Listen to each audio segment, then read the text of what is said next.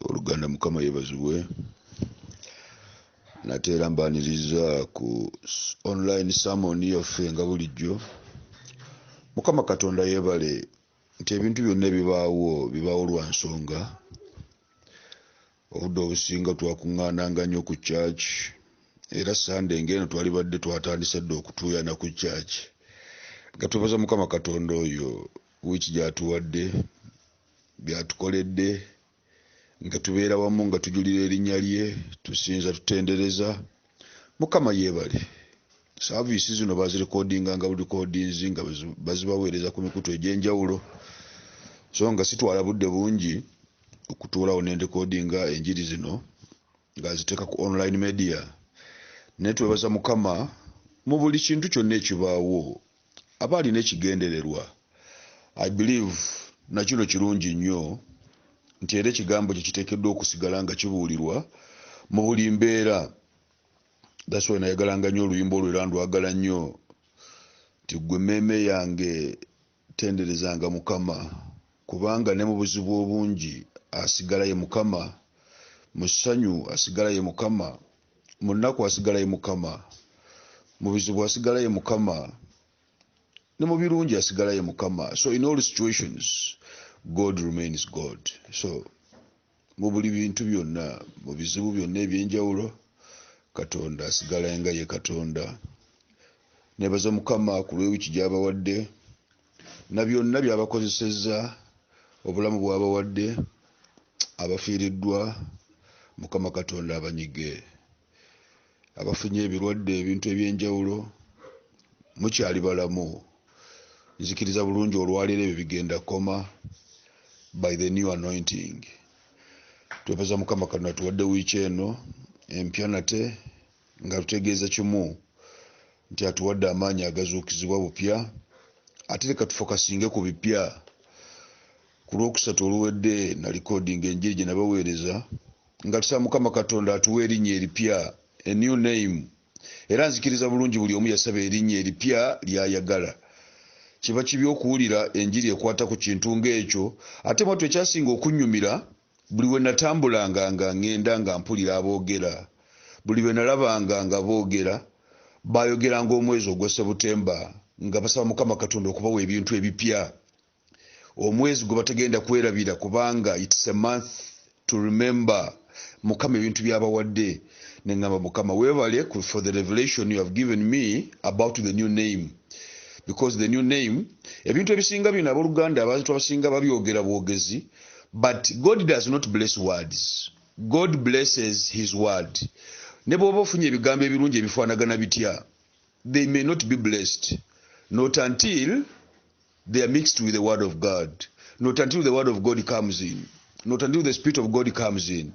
That's why when the Spirit revealed to me that God is going to give new things to his children, I asked him for a word. Lord, which word should I use to pass on this message? Eventually he gave me two words, new name. And eventually I had a sermon about the new name. And I believe you have asked your God about the new name you need.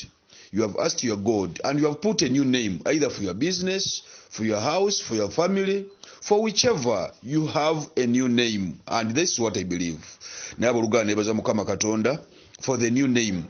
Now, when God gives you this new name, twasoma ennyiriri ezo about the new name. Etugamba Katonda atumanyi n'amannya amapya. Erinnya lye weerangirirako Katonda lyakuwa. Bweweerangirirako okukaaba amaziga ojja kubeeranga maziga. Bweweerangirirako ekikolimo obeera mu kikolimo. That's why Katonda bwe yamala okutonda ensi n'atonda n'ebitwetoolodde byonna. Yagamba omusajja Adamu ebitonde ebyo biwe amannya. Kati ekintu kyonna Adamu kye yayitanga erinnya, eryo lye lyabeeranga erinnya lyakyo. Gy'ayise embuzi ng'ebeera mbuzi, gy'ayise enkoko ng'ebeera nkoko, gw'ayita omusota kyekyo, bw'agamba eno mpologoma kyekyo. So the power to give names was transferred from God to man. So it's man who mentioned these names. It's man who gave these names. That's why the power to confess a name is upon you. So that honors, that power, that anointing is on you. not by your own power but by the power of the Most High God. Katonda ya sharing ekitiibwa kye, Katonda ya sharing obuvunaanyizibwa bwe, obuyinza bwe n'abuteeka ku ggwe. Kyovola banjagala nnyo abasajja bano abakola ebiddagala bino ebya habbo. Abo n'akola eddagala eriwonya ssenyiga, n'akola eddagala oba erijjawo ekintu kyonna erisala embuto, ne bakola ebiddagala eby'ekika ekyo. Abasajja abo bajja n'amannya gaabwe, weebuuza oba erinnya alijje. Ogenda kuwulira ng'akozeeyo akantu ng'akayita lubalula. Ogenda kula akantu akozeeyo akantu ng'akayita Mukama n'ayamba. You know, akola eddagala ate mwattu ogenda kulaba eddagala lyakoze bw'olimira likoleyo kyennyini kyayogera. So I love that power within those people. Nti bakozesa erinnya lyennyini ate nga baddeyo mu kifaananyi kiri Katonda kye yatuwa, nti buli kimu kye tunaatuumanga amannya gajja kubeera ng'ekyo. So erinnya liweerangirirako abooluganda, erinnya liwayeerangirirako ku kyoyagala obeere, bizinesi kyoyagala ebeere, amaka go kyoyagala gabeere, obulamu bwo kyoyagala bubeere. Kankubuulire Katonda kyakuteekako, kubanga era ayogera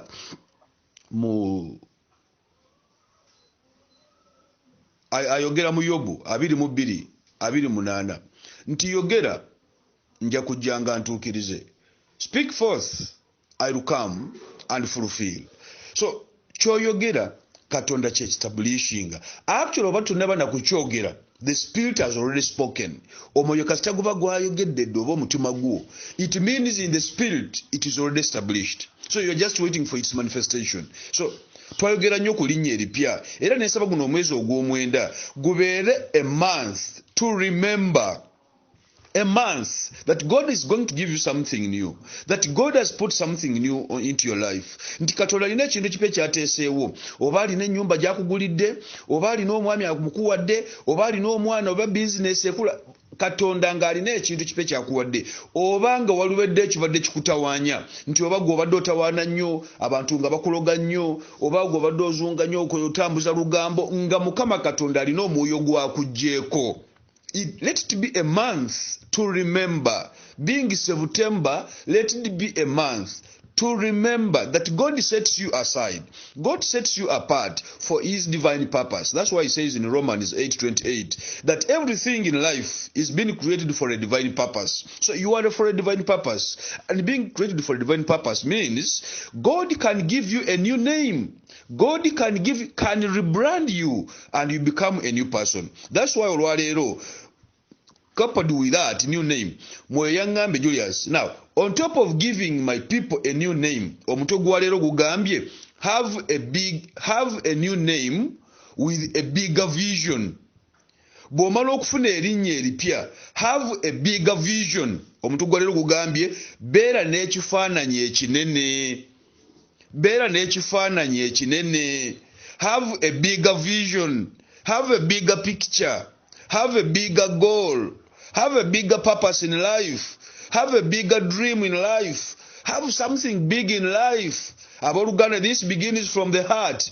Omutima gwo bwe gubanga gulina obuntu bwe gwagala nga butonotono, nga toyaayaanira bintu binene, manya ojja okubeeranga. Abooluganda, obugagga tebubeera mu bintu bye tulaba. Abooluganda, obugagga bubeera mu mutima.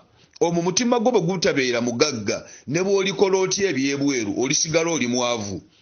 Omutima guteekeddwa okugaggawala, gwe gugenda okuyamba to have a bigger vision, to have the meditation that is big, to have the goal, the dream, the purpose that is big. That's why Mwoyo yaŋŋambye abaana bange mbawadde erinnya eripya, ate mujja kujjukira nnyo enjiri enyo. It is always very chronological, very consistent. The other time we had a sermon which was about make a covenant and maintain it with your God. The other time, now, last time we had a sermon about the new name. Bw'omala okukola endagaano ne Katonda wo n'ogitambuliramu, akuwa erinnya eripya, akyusa erinnya lyo. Kati olumala okukyusa erinnya eripya, abooluganda abaakuyubudde nti ebyali bikutawaanya mu linnya erikadde, ng'abantu bakuyita oyo mulogo, oyo mutamiivu, oyo malaaya, oyo takola, oyo talina kaki. Katonda erinnya alikuggyeko, kati akuwadde erinnya eripya. Era ne mbuuza mu linnya eripya, kiki ky'oyagala Katonda akukolere? Kiki kyoyagala Katonda akuteekemu. Abooluganda mwegenderezanga nnyo enjiri eyo, mulekenga kuzunga nnyo oluusi n'enziri ez'enjawulo. Naye sooka otunulirenga enjiri, the consistency and the chronology of the Gospels and the sermons. Abooluganda, the Spirit reveals to me exactly what God wants his children to be. That's why yangamba Julius, buli anajjanga maaso go nja mmufuulanga mpaji. Buli anajjanga maaso go nja muwandiikangako erinnya lyange. Nange ne musaba Mukama Katonda, buli omu mumpandikireko erinnya lye. Mpandikire erinnya lyo ku muntu ono, naye erinnya lino libeere lipya. Leka gwe badde bagamba nti tasobola kuzimba azimbe. Leka badde bagamba nti ono abeera mu birwadde, Mukama Katonda omuwa obulamu obulungi. Gwe badde bagamba ono musiru, abaaluganda ng'afunye amagezi. Gwe badde bagamba nti ono yaddiba, Mukama ng'omuwadde omwami, ng'omuwadde omukyala. Ono gwe badde bagamba mugumba, Mukama ng'omuwadde gwe yawakana ku myaka 8 n'omuwa Samwiri. Mukama kikyasoboka. Naye nga Mukama mumpandikireko erinnya eripya. Naye abaana abamu kyali kibaleetera okubeera mu mannya amakadde nga gabatawaanya. Amannya tegaali manene. They didn't have visions. That's why the Spirit has told me this time, Julius, let it be a bigger vision. Abooluganda, if you want to have a breakthrough that gives you peace and joy, your heart must be big. You need a bigger vision. Stop settling for less. Stop settling for less. Stop settling for less. Abooluganda, break the comfort zone. Baana bange buli awuliriza eddoboozi lino, stop settling for less. Break the comfort zone. That's why the Spirit tells me, bigger vision. Abooluganda, oba obadde otunda nnyaanya, ennyaanya tozitunuulire 5, 6, 7, 10 z'otunda. Have a bigger vision. Otandika okusuubuza banno. Buli omu wooli ekintu ekyo ky'okola, tandika okukitunuulira with a bigger vision. Tandika okubeera actually a vision kitegeeza ekifaananyi ky'olina. Mbadde neebuulira nnyo ekiro ku kigambo kino, a vision. Ekigambo kino kiva mu kigambo, I believe, vivere kigambo kiva kya Lulatini. Vivere, vivo, vivum, vidum. Vision kitegeeza okulaba, enlightenment. Vivid. Omuntu alina vision afuna ekifaananyi mu mwoyo, afuna ekifaananyi mu bwongo bwe, afuna ekifaananyi in the soul, ng'ekintu kyagenda okukola akiraba. When I'm preaching to you, Julius, I have a real revelation of what I'm preaching. I have that kind of revelation. Katonda ekintu aba akindaze bulungi. That's why ekiro nabadde ndaba omwana gwe, waliwo omwana gwe wagenze wa chairman. Oba mubadde mulina ebibatawaanya, naye obadde omanyi omwami gw'oyimiridde naye ye chairman. Ne naakweyanjulira nga ye vice, n'agamba ensonga zo ngenda zitwala ewa chairman. Naye ate bwe wavuddewo, obadde otema omusota gubadde gujjayo omutwe, omusota nga guva mu kituli. Eventually n'otya, naye n'odduka n'ojja gye ndi. Omusota gubadde munene nga muwanvu, gubadde guva mu kituli bwe kiti. Nenkwata ejjambiya nengukutemera. Mwana gwe, weesale ku myoyo gy'ekika kyammwe. Mulina lubaale mu kika kyammwe. Weesale ku bintu by'okola mu kika kyammwe n'abooluganda, if you want to break through. Otherwise, that spirit was a bad spirit. Kyekibadde kikukuumira mu bwavu ne mu kukaaba ne mu kubonaabona. It was that snake. Oludde ng'oguloota ng'ogulaba, it was a black snake. Naye nga munene muwanvu, gubadde gujja mu kituli. Ne Mukama wa kisa, by the Spirit of the Most High God, nakuyambye omusota ogwo ne tugutemamu. Mukama Katonda yeebale. Era eddogo livunnamye. So byobadde okuŋŋaanira mu kika kyo, abooluganda, bibaddemu amaanyi g'ekizikiza ago. Ate kiwulire okitegeera okyuka oveeyo.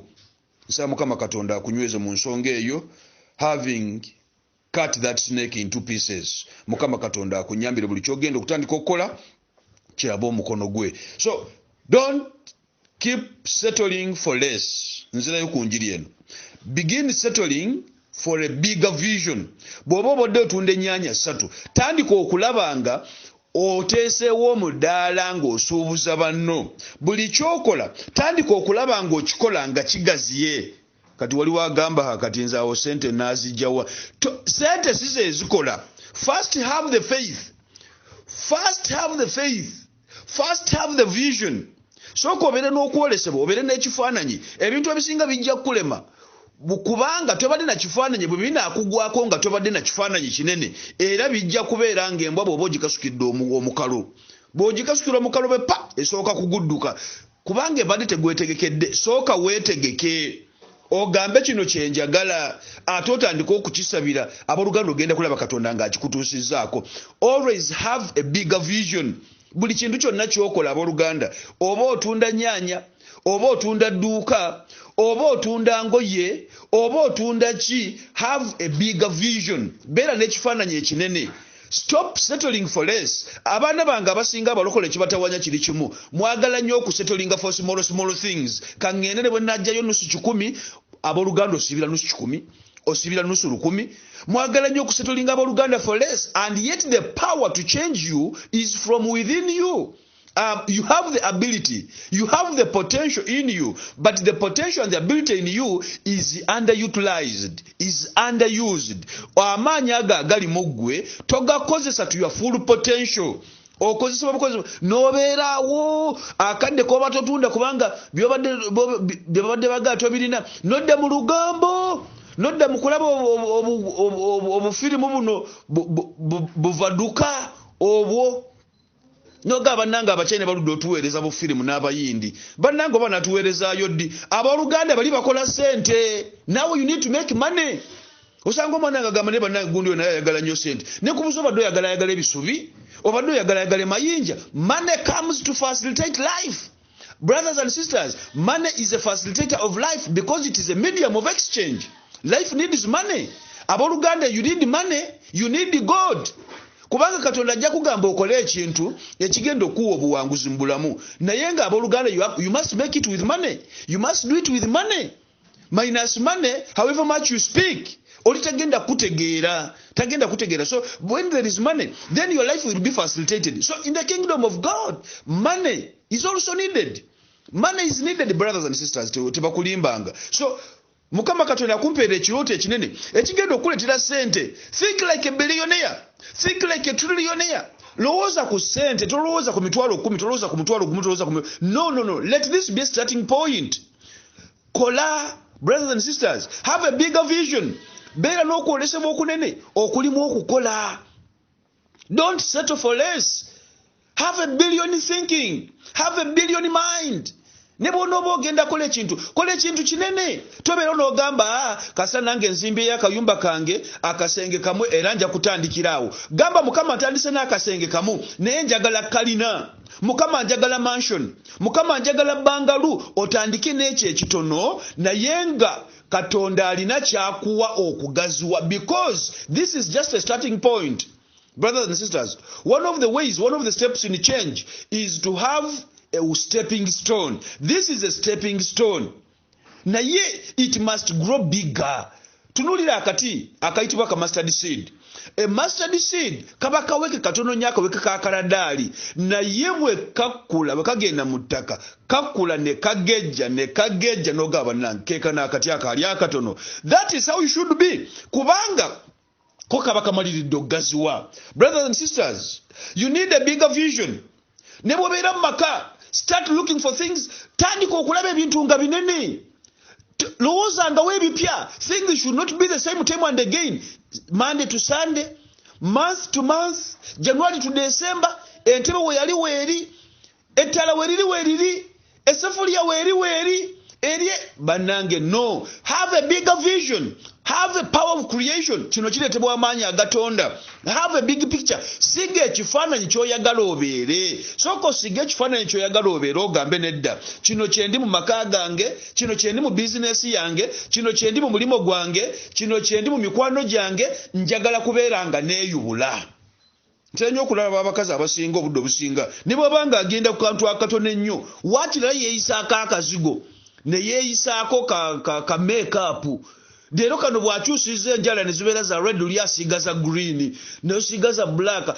Kwegamba abeera yeeyubula. That whenever she is seen outside, she is seen differently. Whenever she is seen maybe by the husband or whoever, she is seen differently. Kweyubula, a bigger vision. Abeerako n'ekifaananyi ekipya. Njogera ku kusiiga kifaananyi. Okusiiga ekifaananyi kutandikira mu bwongo bwo. Have a vivid mind of what you want to be. Kiki ky'oyagala obeere. Nayagala nnyo omwana wange oyo ku church bamuyita Grace. Yayimba akayimba akagamba nfuula ky'oyagala mbeere Katonda tasobola kufuula ky'oyagala abeere bw'obanga tomwewadde. You must obey. You must obey. You must hear the voice. You must do the voice. And you must move according to the voice. Kasito oyingira mu makubo ge. That's why ebintu bino byonna byetukola abooluganda bituleetera okukyuka so that you can know the mind of God. Mukama yeebazibwa abooluganda. Ebintu bituleetera okukyuka. Bwe tukyuka, tukyukire mu kwagala kwa Katonda. Actually, God's will is permanent for us. Is very permanent. Naye ffe abateekeddwa okukyuka. Ffe abateekeddwa okukyusa endowooza zaffe, enkola zaffe, so that our will tantamount to the will of God. So that our will is aligned to the will of God. The will of God is clear, and the will of God does not change. But the will of man changes. So the will of man that is wavy must move according to the will of God. That's why when even you pray, even when you do anything in the will of God, God just answers. God just blesses, because that is his word. That is his mind. That's why he tells us in Philippians 2:5 that tuberenga n'omwoyo gumu. Let's be of the same mind. Let's be of the same spirit. Katonda ayagala tufiitinge mu mwoyo gwe, mu kwagala kwe. That's why olwaleero nze n'omuntu ogwo gugamba, have a bigger vision. Stop settling for less. Brothers and sisters, buli kyokola kituufu kitandike naye ng'olina ekirowoozo kinene. Ogenda kulaba baana bamuzi, they are so discouraging others. Oli bw'agamba naye bannange nze njagala ntandikewo okusuubula China eyo nga ndeeta konteina zange. Agamba leka ebyo tosobola, bisobola byabagagga, byetaaga obukadde 2 kati g'olinamu wadde n'akakadde. Please, bakugambye abasuubula China bazaliwe basuubula China? Ate naawe nkugamba awuliriza, bw'ofuna abantu ab'ekika ekyo nga be bakwetoolodde, abo tobeetaaga mu bulamu bwo. Lekerawo babuulira. Those are called dream killers. They are vision terminators. Vision terminators babeera bantu abo bobeera obuulira ebintu byo nti owange omwami takyasula ewaka, owange omwami akola bwati, oyo yennyini gw'obuulira ate yakugitamu. Those are vision terminators. Stop discussing your vision. A vision is not for discussion. A vision is for action. You just act on the vision. Ekifaananyi ky'ofunye abooluganda tandika kikolako. Tokyogera nnyo, tokiyaayaanira nnyo. Abooluganda nina ekifo kye nabadde ngenzeemu sometime back, nasanzeyo omukyala Hajjati. Namwagadde nnyo omukyala oyo bambi. Hajjati oyo bamuyita Nusula. Omukyala yali alabika bulungi nnyo. Naye mwattu n'agamba nedda obupangisa bumutamye. N'atandika okuzimba ennyumba ye. Naye ennyumba ye gy'azimba ne bbaawe ye yatwalayo abooluganda. Naye omukyalo oyo Nusula yabadde aŋŋamba, abantu bonna bambuuza bansekerera, leero bannange nga tetukulabangako nambalabe ng'oddugadde. Embalabe zikwagaza kiki? Omwami yakugobye, omwami mwayawukanye, omwami takyakulabirira, nga tutera kufaanana bwoti. Omukazi n'abagamba, nze ndi bulungi nnyo, embalabe si kyekizibu kyange. Yagaanye okubabuulira kubanga bali bagenda okubuulira akimanyi bulungi tebaagaliza balogo. Ate ewa bbaawe ye namba 2, ate bbaawe yali tazimbangako nnyumba ya mukyala yenna, naye asoose naye kubanga omukyala yalemerako, yambulidde esitole nyingi. N'agamba musumba, siganye oli musumba, nze ndi musiraamu, n'ensaba oyongera okunsabira. Nsaba onyongera okunsabira ennyumba eno ntuuse gikomerera. Teri muntu akimanyi, leka tugimalize tugigale. N'endabira ddala omukazi of a bigger vision. Actually yanyambye nnyo n'okutuukiriza omuntu guno ogw'olwaleero. Yagambe tagenda kubuulira muntu yenna, alibayita buyisi nga bayingira ennyumba, kati alyoka abagambe ke kaseera kali ke mwandabiramu ng'embalabe zizze. Naye mu abantu abamu abasinga, oba okyalina vision yo, oba okyalina okwolesebwakwo, oba okyalina ky'olowooza n'otandika okuzunga n'ogenda ewooli, totuula na kutuula. Omwami agambye agenda kuntwala Dubai, agambye agenda kuntwala Amerika, olunaava mu Amerika tukole embaga, tugule amataka tuzimbe, agende ewaffe akyale, agende ewaffe angulire na kino, tuzaale n'abaana 18. Gundi gwe bisanyusaani ebyo byandi by'obuulira. Amazima bennyini abo bobibuulidde, manya bennyini bye bagenda bikuba abo bennyini. Ate weegendereze tojjenda kubiraba kubanga omumwa gwo sitaani yagukozesa. A vision is not for discussion. A vision is for action. Leka abantu balabe bulabi ekintu ng'okikoze. Leka abantu balabe Mukama Katonda ng'akwambazizza amanyi ekintu ng'okimaliriza. Have a bigger heart. Abooluganda beera n'omutima omunene. Omuntu anaagaggawala abooluganda does not settle for less. Omuntu anaagaggawala, omuntu ana breaking through, omuntu agenda okukola ebinene n'ebikulu. Olaba bulabi ng'akoze ekintu. Olaba bulabi ng'agenze mu maaso, kati abasigadde mumusanga mu kkubo. Ategeera ng'amwegattako, atamutegedde manya. Katonda yamusobozesa okutandika, ajja musobozesa okumalako. That's the person with a big heart. Omuntu alina omutima omunene abeera n'okwolesebwa okunene. Naye ate abantu abamu ababeera n'emitima eminene naye ate ne batakola ku birowoozo byabwe. Oh, that's the challenge now.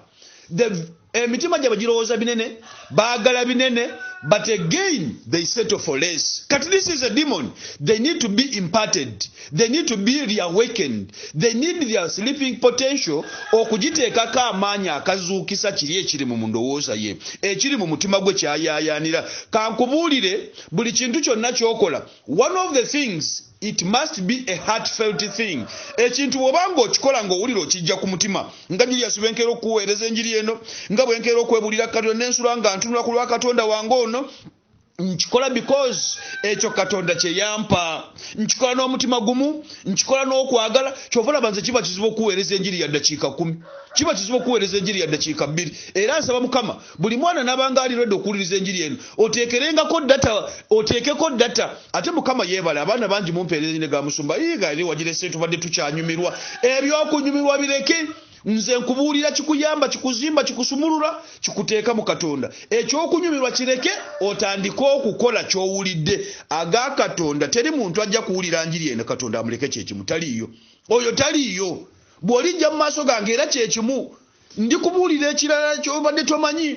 Era Katonda alinnyamba era ndiwanika omukono. Mukama Katonda alikufuula wanjawulo. Okujjako abeesiriwaza n'amala okifuna n'akwata, then musuma n'afuuka omusambo, n'afuuka omusamize, n'afuuka omulogo. Abo nabo mbaagala, kubanga Bible bwe gyensome from Genesis to Revelation.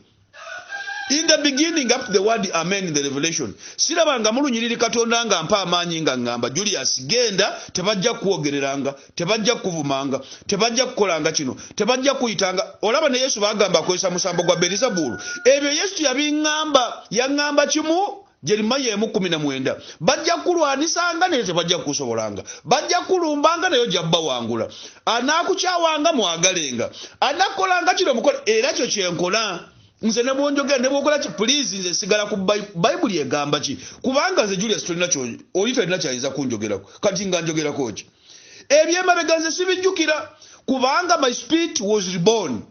Ebyo byaliyo oba nabbe ekikajjo nawe kyewabba mu kyalo, fine, fantastic, ekyo kirungi. Ate Mukama yeebale, singa nali sikibbe nalitegedde ntya Katonda gwensize ye Katonda w'aboonoonyi. He loves the sinners. He did not come for the righteous. No.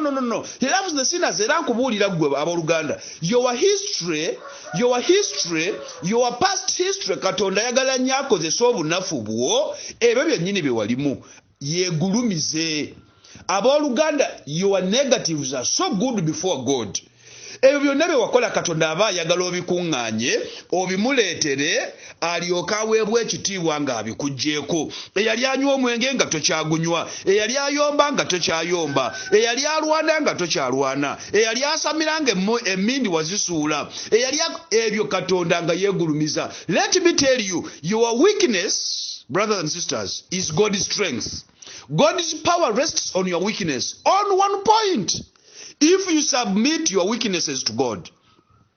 Kasita obunafu bw'owulira nga bukusobedde, ng'owulira kikuyitiriddeko tokyakyagala, abooluganda kikwate okiteeke mu maaso ga Katonda, because he's the problem solver. Agenda kukyusa ebibadde obunafu bw'abantu nga baseka, abufuula amaanyi, batandika okwogera kale yono twamulabanga akaaba ne bannange musumba naye, oyo twamulabanga omwana yabula, oyo gwolaba yazaalako abaana 8, abantu batandika okujulira. Kyova olaba akugamba gwe mwana gwe mulokole, teweeyogerangako, fukamiranga osabe, saba mwe muli amaanyi agagenda okukubira omulaba abooluganda bennyini abaabyogeranga bennyini bagenda okujulira bagamba oyo omwana twamulabanga bamukasuka mu nnyumba nga bamukasuka obweru ng'asula kabalaza twamulabanga bamugobesa ebintu mu nnyumba ye twamulabanga talina mulimo twamulabanga talina kyakulya twamulabanga asiiwuuse twamulabanga agenda ku kino twamulabanga talina kyalina naye kati buli kirungi tukijja wuwe abooluganda bennyini bagenda okujulira kati gwe tewetaaga kweyogerako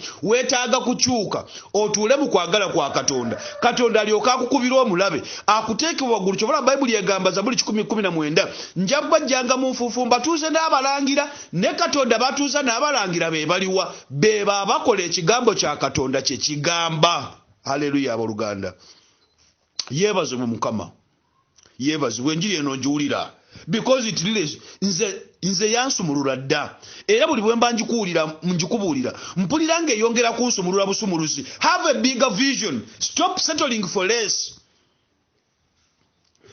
nze bwe nali nkyakula nga nkyali muto kaŋŋambe era nkyakula naye nga nkyali muto nali simanyi nti wayinza okubaayo omuntu afumba nga maama wange abwoli nali sikimanyi nga bannange maama ne bwafumba emmere n'ateekamu buteesa olunyanya n'akatungulu ze nakolanga saagala kulya nyanya na butungulu ne bwe yateekangamu ebyo era nagiryanga nga bannange maama atufumbidde ku ttooke nga mpulira biwooma naye nakimanya luvannyuma nga maze okufuna omukyala nti bannange n'abalala gye bali abamanyi okufumba I was settling for less kati kyovula omuganda yagamba atannayitaayita yatenda nnyina okufumba naye nange bwe nayitaayita n'empasa nagenda okwesanga ate mukyalo wange afumba super afumba bulungi ne ngamba my god lwaki nali ndowooza nnyo nti maama yafumba yekka kati atannayitaayita abooluganda was settling for less you could be there but settling for less bw'obeera ku mudaala gwo bw'obeera mu bizinesi yo olaba ebirimu bikumala abooluganda please bw'obanga obadde n'ebingi yongerako open branches kino kiteeke eyo eri branch ogiteeke eri ogiteeke eri there is our word mpulira the spirit is telling me one thing our word tewamatiza ekyo kyempulira our word tewamatiza our word tubeera n'oluyimba olugamba kumpi naawe buli kadde wulira ng'oyagala obeere kumpi ne Yesu alyoka akuwa okubikkulirwa okuli ebuziba have a bigger vision brothers and sisters buli wotunulira ebintu byonna ebisinga ebiri mu Bayibuli abantu bano bonna abaawangula babeeranga n'okwolesebwa okunene ne bw'otandikira ku Abraham himself omusajja yali omugumba Katonda n'amuwa omwana Isaac Katonda bwe yamugamba omwana oyo njagala omumpe nga saddaaka Abraham teyatunuulira mwana abooluganda yatunuulira the God beyond the child n'agamba omwana wuno yali agenda musaddaaka he looked beyond abooluganda looking beyond is having a bigger vision eyo embeera gy'olimu abooluganda nze mpulira tonnaba kubeeraawo ne bw'obanga ogamba bakusasula obwakakadde kamu omwezi that is not enough money bakusasula obukadde busatu omwezi it's not enough money abooluganda kati waliwo agamba kati musumba what is enough is to have a bigger vision kyekyo for me that is enough so what is a bigger vision is not settling for less a bigger vision is seeing beyond a bigger vision is not looking at your problem and your challenge n'ogamba Katonda mubi Katonda anvuddemu please the challenge that comes before you comes to give you a bigger vision abooluganda ebintu bingi byetaaga okumanya nti ebintu ebimu bijja mu maaso go ng'ekizibu naye nga bizze kuwa kwolesebwa bizze kuwa kifaananyi bizze kusiigira kifaananyi nomala wiiki nga tolidde nomala wiiki nga tokutte mutwalo Katonda kiki kyakugamba zuukuka kola waliwo oyinza okuba ng'otudde tokola naye gaba nange leero eno wiiki obwavu bunnumi kati bwe butyalume gwe bunaalumaani you are not working you are settled you are just seated down you are just in the comfort zone oliawo oli ku bizinesi yo kituufu okola naye gwe abantu ne babajja ne bakonka na bannanga abeeno mutuweeyo kiro y'omuceere obeere wa neighbor x ng'oli mu lugambo ng'omubuulira nga banneighbor basuze balwana olieyo ng'okola oyo neighbor ng'agenda yagenda n'abuulira bali n'abagamba ne bannanga edduuka lyawo omukyala waawonze buli wengenda bwenkonko nabeera eri abeera ayogera olwono bwojja wenno ojja weeraga nanti kubanga oteeseewo edduuka. Please settle ku mulimo gwo, tuula ku mulimo gwo, akadde komala nga tolina byakola ku mulimo gwo. One, somamu Bayibuli. Second, funa okubikulirwa okunene, funa ekirooto, olabe bizinesi yo gigazi yotya, gwe gy'olimu olabe ekunyumira. Ekyo kyokola bw'obanga olaba tekikuweesa kitiibwa tekikunyumira, it means, let me tell you, one of the things wotegerera nti kyolimu kyekikyo kikuwa emirembe. Bw'oba owulira kyolimu tekikuwa mirembe tekikunyumira, then there is something lacking. That which is lacking is what you should ask God for. Ekyo kyenyini ky'owulira kitekunyumira, saba Katonda ky'aba akyusa. Stop settling for less. Have a bigger vision. Have a bigger picture. Having a bigger picture. Nakugamba the kigambo kino vision, vivere, means to see. Enlightenment. Vivid. Kiba kirabika bulungi. Kati ekyo bw'omala okikola abooluganda nga you are clear, awo otandika okunoonya ssente. Bw'ofuna okuwolesebwa, manya Katonda akuwadde okuwolesebwa tasobola kugaana kuwa ssente. Ekyo nkiddamu. Katonda oyo akuwadde a bigger vision tasobola kugaana okukuwa ssente. Ssente zibeerawo is a spirit. We just tap money. Naye zijja kubanga ofunye ekirooto, ofunye okuwolesebwa. Kyova olaba at church abaana mbakozesa nnyo ebirooto byabwe mbibawandiisa nnyo. Nga 31 nga mbawandiika ekirooto kyo, kiki ky'oyagala Katonda akukolera omwaka ogujja.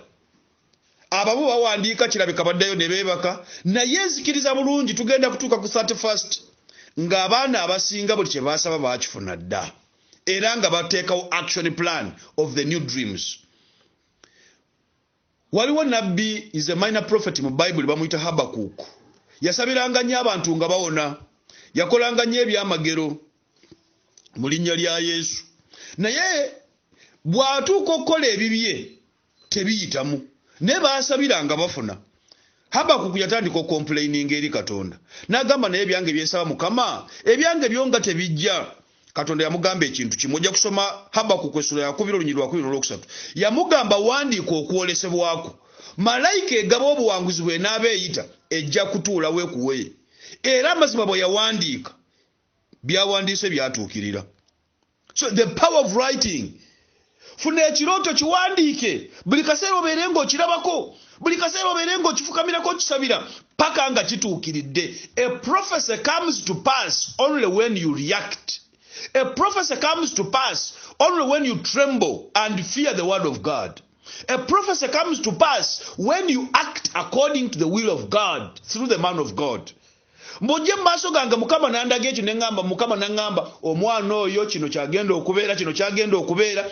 Abooluganda ne bwe mbyogera ntya, gwe nga tokoze ky'owulidde era tebigenda kutuukirira. Kubanga amaanyi agasiba n'agasumulwa gali mu ggwe.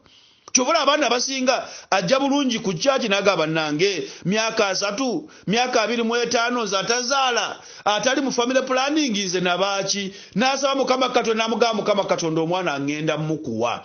Naye bw'aba amazeessaala ng'agenda atula mu mmotoka ne banne, ogenda okulya omukazi ng'amugamba nange ezo n'omwana yannuma, omutwe gwali munene, ekibegabego genda okifulumya, omwana yannuma. Bannange nze okuzaala sikyaddamu. Ogenda okula n'ole yasabye omwana ng'agamba bwe biba bwe bito nange nedda ebyokusaala nsooke nniddeko. Ne ngamba now you see this one. Gwasabye Saala gwagisazaamu. Bw'osabanga ekintu saba lumu, Katonda ajja kutuuka akole ky'osabye. That's why nsaba Mukama Katonda mu linnya eripya lino, Mukama Katonda akumpeere a bigger vision. Buli omu w'oliddamu a bigger vision. Mwabawuliriza Mukama yeebale baana bangi mukuŋŋaana 5, 10 n'abamu actually temumanyi. Ne muwulira enjiri eno okuva ku bantu abalala. Kwata munno munyeenyeeko, munyeenyeze ddala, mugamba owulidde General wa Yesu kyagambye. Bigger vision. Bw'aba aganye okuwulira mukonkona omutwe ogwo. Mugamba owulidde bigger vision. Ogwo omulimo gwakola mugambe agugaziye. Ekyo kyalowooza mugambe akigaziye. Break the box. Abooluganda nsaba ofune the analogy oba ekyokulabirwako ekyekyennyanja. Ekyennyanja bw'okiteeka mu bbaafu okugejja kwakyo kuba kwa njawulo. Tekigejja nnyo. bw'okiteeka mu luzzi era okugejja kwakyo kuba kutonotono netunuulira ssemutundu eri mu Lake Victoria bannanga osobola ogisitula nga yenkana Julius nga nnene ng'erina kilo 10+. Ate nze nga siziweza naziweza. Why? It has a bigger surface area mwetambulira. Yegazaanya. Abooluganda, now you need to break the box. When you don't break the box, you can never have this bigger vision. Funa abantu abakuyamba to have a bigger vision. Mukama yebale. Mumasa akutereddeyo omusumba gw'owuliriza eddoboozi olwaleero. Have a bigger vision, brothers and sisters. Obulumi buleke. Pain, challenges, problems are part of your life. One thing, remain positive. Ebikwekoonako bijja kwekoonako naye bijja kulemererwa. Because you have a bigger vision. Abooluganda tejjukira. Challenges, problems attack the anointing. Buli lwoyimirira n'osaba, buli lwoyimirira n'ogamba Mukama Katonda akusitule, abooluganda ebikulwanisa bigenda kweyongera. Byebale kujja kubanga si bye byakugamba tandika. Eyakugamba otandike agenda bikuba abikuwangulire mu linnya erya Yesu. Haleluya. Mukama yeebazibwa abooluganda. Have a bigger vision. Oyo gw'oliranye mugambe olwaleero choose your mind. Abooluganda, I need your mind changed. When your mind changes, when your attitude changes, things begin to change. When your mind lowers, abooluganda, you begin to lower. Kyovola abaana abasinga bw'aloota nga akutte ssente nnyingi oli amugambira bannanga obwo bwavu ekisazeemu gera ogenda kulaba omwana nga akola ki nga yavuwala sitaani nga kyabadde ayagala kiri kimu negative confession. Ani yakugamba nti bw'oloota ssente bw'okwata ssente nti ogenda kwavuwala? Ani yakugamba? Sitaani yabaazikuwadde? Bw'oba oziroose weerangirireko obugagga. Mukama naloose dollars, Mukama naloose pounds, Mukama naloose nga akutte ssente, Mukama naloose ebintu ebinene, Mukama asaba bituukirire mu bulamu bwange. It is confession, brothers and sisters. Tebuba bwavu. Kati waliwo abeekubaganya nga bagamba kale oli omukazi we waffe yatugamba nga buba bwavu. Poliisi mmwe abakubaganya kye mulowooza kifu. This is the authority. I'm speaking with authority and power. I'm saying you need a positive confession. N'olwaleero ogenda ziroota ssente, gamba Mukama Katonda ssente ezo nzitwala mu linnya erya Yesu. Mukama ngenda kubeera bilioneya, Mukama ngenda kugaggawala, ngenda kukola eby'amaanyi, ngenda kuyamba abantu, ngenda kuzimba kanisa, tuli mu kugula kizimba obukadde 10 abooluganda. Ssente ezo gwazirina era Katonda azikuleetera mu kirooto, okwate obukadde 10, okwate obukadde 10 obuleetera omusumba Julius, naye ate ggwe ssente ogoba ngobe. Bannange buno bwavu kino nkisazaamu wulira. Enkya atandika kunoonya ssente ezigula mukene nga tamulaba namulaba. Nenga ssente gwe wazigobye, ssente gwe wazisazizaamu. Nenga Mukama ssente azikuleetedde otandika okukola ennyo. Buli lwoloota ssente tezibeeraawo. Mukama bazikulaze mu nsi y'omwoyo nti mweziri. Kati tandika okukola, tandika okuzinoonya, tandika okufuna. That's why njagala nnyo abaana ku kyaki wali abaana balina their plans. They have billionaire seeds. They have billionaire what? They have billionaire plans. They have billionaire investment. Era abooluganda nze mbeera ku maviivi ne ngamba Mukama, waakiri omwana ono Mukama Katonda leka amawanga gamunoonye. Mukama leka waakiri omwana ono akole ebintu ebitakoleka muntu. Leka akole ebintu abooluganda ebitalina mu myaka gye. Leka akole ebintu ekika kye bekitakolangako because he has a bigger vision. Kati bw'osanga bano who are myopic in thinking bagamba kati oyo bw'olaba ayinza okuba nga afuna ssente ezo biliyoni bamala gagikwata kati nno gamba nti nkoko ze zikwata biliyoni kati gwe genda ogambe embizi ze zigikwata zikwatibwa bantu ate Katonda teteeseewo myaka nti oba emyaka 10 egigenda okukwata emyaka 8 no kasita otandika okutegeera Katonda kati manya akuguliddewo akuwadde ebisumuluzo akuwadde ekkubo erikwata ebibye. Njagala nnyo people come with this kind of attitude. Musumba njagala nteekawo wholesale y'ekintu kino. Musumba njagala nteekawo wholesale y'ekintu kino. Musumba njagala onsabire ssente zino ze ngenda okukwata nteekawo ekintu bwe kiti nga eyo. That is the bigger vision. N'abamu ate olutuuka bwabikwata ate bafuukira lutalo. Abamu manyi okwefuulira bannamu. Bwe mba mukyali baavu mwogera bulungi. Bwe mugaggawala omwami aba takyali mwami. Omukazi aba takyali mukazi. Abooluganda bw'abanga mukazi wo yakuyambye okutuusa mu bugagga. Abooluganda, that is your blessing in life. Oyinza okuba nga owulira tomwagala, si gwe atamwagala, muggwe mulimu omuzimu ogukutawaanya obutamwagala. Either guli ku ye, tegwagala kuva mu layini yewaabwe, tegwagala bagagga mu kika kyewaabwe abeewaabwe babeera baavu, kati ogwo oteekeddwa okugukuba emabega w'omukyala oba emabega w'omwami. naye omukisa gwe mufunye abooluganda mugubeeremu. Leka kumala kugaggawala olyoka ogaba bino ebyobugagga omukazi ono tabisaana, bino bisaanamu omukazi omulala trash. Omukazi omulala lwaki tewamuleeta n'akola ebyobugagga ebyo? Leka omuntu entuuyo zaasigabaneko, leka omuntu asanyukire mu byakoze. Ayinza okuba nga ali eyo yasulanga ku mukeeka naye ng'alina bigger vision ng'agamba lujja kukya lumu Mukama ojja kumpa kalina, naye ng'amazima asaba kalina neezigula mukeno w'ebitaano taziraba. Kati ng'alina okukkiriza oku abooluganda kuba kugumiikiriza. That's why the Bible says when God's time has come in your life, oli ne bw'alikola eddogo eryenkanawa, he can never stop your blessing. Katonda bw'alisituka akaddeko nga katuuse, omukisa gwe gugenda kutuukirira abooluganda oli ne bw'alikola ekyenkanawa. Kyova basaba nnyo Mukama Katonda abaana bano abaleetenga ewange, abaleetenga mbateekengako omukono, awuliriza eddoboozi lino. Abooluganda tovanga mu maaso gange, tovangawo. Just n'okwogera obwogezi, that interaction between me and you. Nze obudde obusinga nina omusumba wange gwentera mwagala nnyo, by the way, mwagala nnyo omusumba oyo, mwagala nnyo era I believe kale nina bangi naye sitera nnyo okgenda gye bali. Nina omusumba gwentera okgendayo, not just nti tugenda kusaba, no. Nsobola okufuna akadde either najja gye ndi oba neŋŋenda gy'ali, naye bwe tutandika okwogera ndaba omuntu alina bigger vision. Nate bw'oba omulaba tannaba kubeera ekyo, naye asobola okubuulira ebintu ebizimba Uganda n'ensi yonna naye nga mubuliwo teri kiriwo. Nze I love that. That's a big heart. Musumba gwo weemanyi nkwagala nnyo era nga bwe njagala abalala, naye nkwagalako because of that positive mind. Musumba gwo bakuyita Paulo. Nkwagala nnyo because of that. I love that big spirit. I love that big mind. I love that bigger vision. That bigger vision can never be answered. Neera Mukama wa kitiibwa ntandise okulaba ebitambula mbulamu bwo musumba nga binene era n'engulumiza Katonda ono gwe tubeera tuwogerako, because tusobola okwogerera essaawa 3 naye abooluganda nga tuwogera ku Katonda, nga tuwogera ekyo nkyagala nnyo. Mu kifo ky'okulala n'omuntu ne mubeera eyo, olaba gundi ayenda gundi, olaba gundi nabbi wa bulimba, kabule nga nabbi w'obulimba, gwe nabbi w'obutuufu lwaki tosabira abantu ne bawona? Embuzi eyo.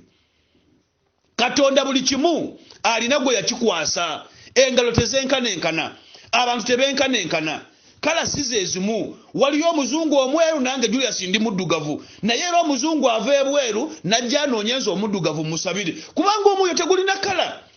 The image of God in me is colorless. Kyobula banjagala nnyo omuntu omwami oyo musumba oyo nti bwe tuba tuwogera olabira ddala omuntu alina okwolesebwa okunene. It all begins with a bigger vision. So a bigger vision, akadde katuuka ate Mukama naye mwebaza kubanga era omusumba oyo yambatiza. Akadde katuuka, Katonda n'aleeta ekirooto ekyo n'omwoyo n'agutuuza obe pa. Ensi etandika kugaba nange bulijjo abasumba bano nabo gye bali. Kati waliwo abantu abamanyi ab'okuma TV bokka balinde Mukama TV ze tugenda okuzimba, tujja ziteekawo ku lw'ekitiibwa kya Mukama. Oligamba ne bano baabijjawa. Please, enjiri namu, Katonda mulamu. Twogera ku Yesu okubeera omulamu kubanga ebyamagero obubonero byonna bikyaliwo n'ebyewuunyisa mu linnya lya Yesu. Buli lw'osaba mu linnya lya Yesu ebyo bibaawo. Yesu waali ne waliwo abamanyi nze nteekeddwa okuwuliriza omusumba ali ku TV yekka. Abo be bamanyi okutubuulira bannabbi b'obulimba, ab'emisambwa, abatali ba Katonda. Poliisi buli musumba gw'oliwulira ng'ali ku TV ku radio ng'agamba Katonda abeera wuwe yekka, awalala taliiyo, manya omusumba oyo alina ekimutawaanya. Amazima Katonda amuteekako ekkomo, Katonda tebamuteekako kkomo. That is already a weakness. That's already negative. It shows nti omuntu oyo alina ekimutawaanya, alina amaanyi emabega agatali ga bwa Katonda ge gamuleetera okulowooza nti Katonda abeera mu kifo kimu. And yet the Bible we read says God is omnipresent. Ogamba otya nti Katonda aliwo yekka? Ate kireme kubatawaanyanga nti kubanga abantu bakuŋŋaanye bangi, tolaba nti abantu bangi, abantu bajjula mu kyaki wali ne tutuula mu kisaawe ne babooga ne babeerawo nga tebalina wakutuula. Then wano waliwo kanange, please, abamu abagendeyo babbi. It's not a must that the presence of the multitudes of people means the presence of God. Abooluganda ne Sitaani akuŋŋaanya abantu be. Busobola okuŋŋaana naye nga musota gwe guba kuŋŋaanyiza Sitaani atambulidde mu ekyo. It's not ate nosanga wali abantu batano abooluganda awo Katonda atambuza na butusi. Abooluganda stop judging these things. Mutegeera amaanyi agali emabega w'omuntu gwe omusoma n'obeera katuti bikadde ng'oyombesa banno. Oyo olaba yabasizza omukazi oyo kali nabbi w'obulimba. Oyo olaba asumba abantu tannaba kugattibwa mpeta oyo nabbi w'obulimba. Oli olaba yakozesezza amazzi oago amazzi misambwa. Embuzi eyo n'erema okutegeera nti n'omubiri gwagwo ogujjudde 99% is water. What is for refreshment? And it is in the word of God. Ojja kusoma 1 John chapter 5 verse 6, 8. Ka ebintu bisatu biraga Yesu, omusaayi, amazzi n'omwoyo. Naye kati oyo ekimutawaanya talina mwoyo amutegeeza ebintu bino. Kubanga omwoyo gwe gutestifyinga nti ebisatu bino bye bikola obwa Yesu. Omusaayi, amazzi n'omwoyo. Omwoyo gwe gutegeeza. Kati ekimutawaanya kiri kimu talina mwoyo oyo. Kati yatera nnyo gamba nti nze siri muzungu. Nteekeddwa okwekuuta mbeere muzungu. Obugalo buteekeddwa okubeera nga bwenkana. No, that's not the point, brothers and sisters. Olina ayimirira katuuti mu kifo ky'okuyigiriza Katonda ayigiriza bantu. Mukama tumwebaza kubanga Katonda gwe tuweereza munene. If God is omnipresent, it means God can be everywhere. Nekati God being everywhere abaluganda na kino kikwate. Oleme kusiriwala, oleme kugwa, oleme kubula. God being everywhere. Ekimuleetera okulaba ganti Katonda yali wano. It's the manifestation. Yeraga. Ekigambo kituukirira. Ekigambo kikola. Ngaboze wange netugamba nedda. Mu myaka 3 gye twakaweereza Katonda atuwadde project emugulira ekizimbe ya bukadde 1000 abooluganda tekimala gakolebwa mu nsi ya bulijjo. Ate ne nkwate ne sente mu linnya erya Yesu ku church nenzisasulayo to confirm nti ekizimbe kino bannange tukyagalira Katonda. Era nawe nkusaba awuliriza, be part of this bigger vision. Abooluganda ng'oyagala ogende mu maaso weekwate ku kinene. Confess positive.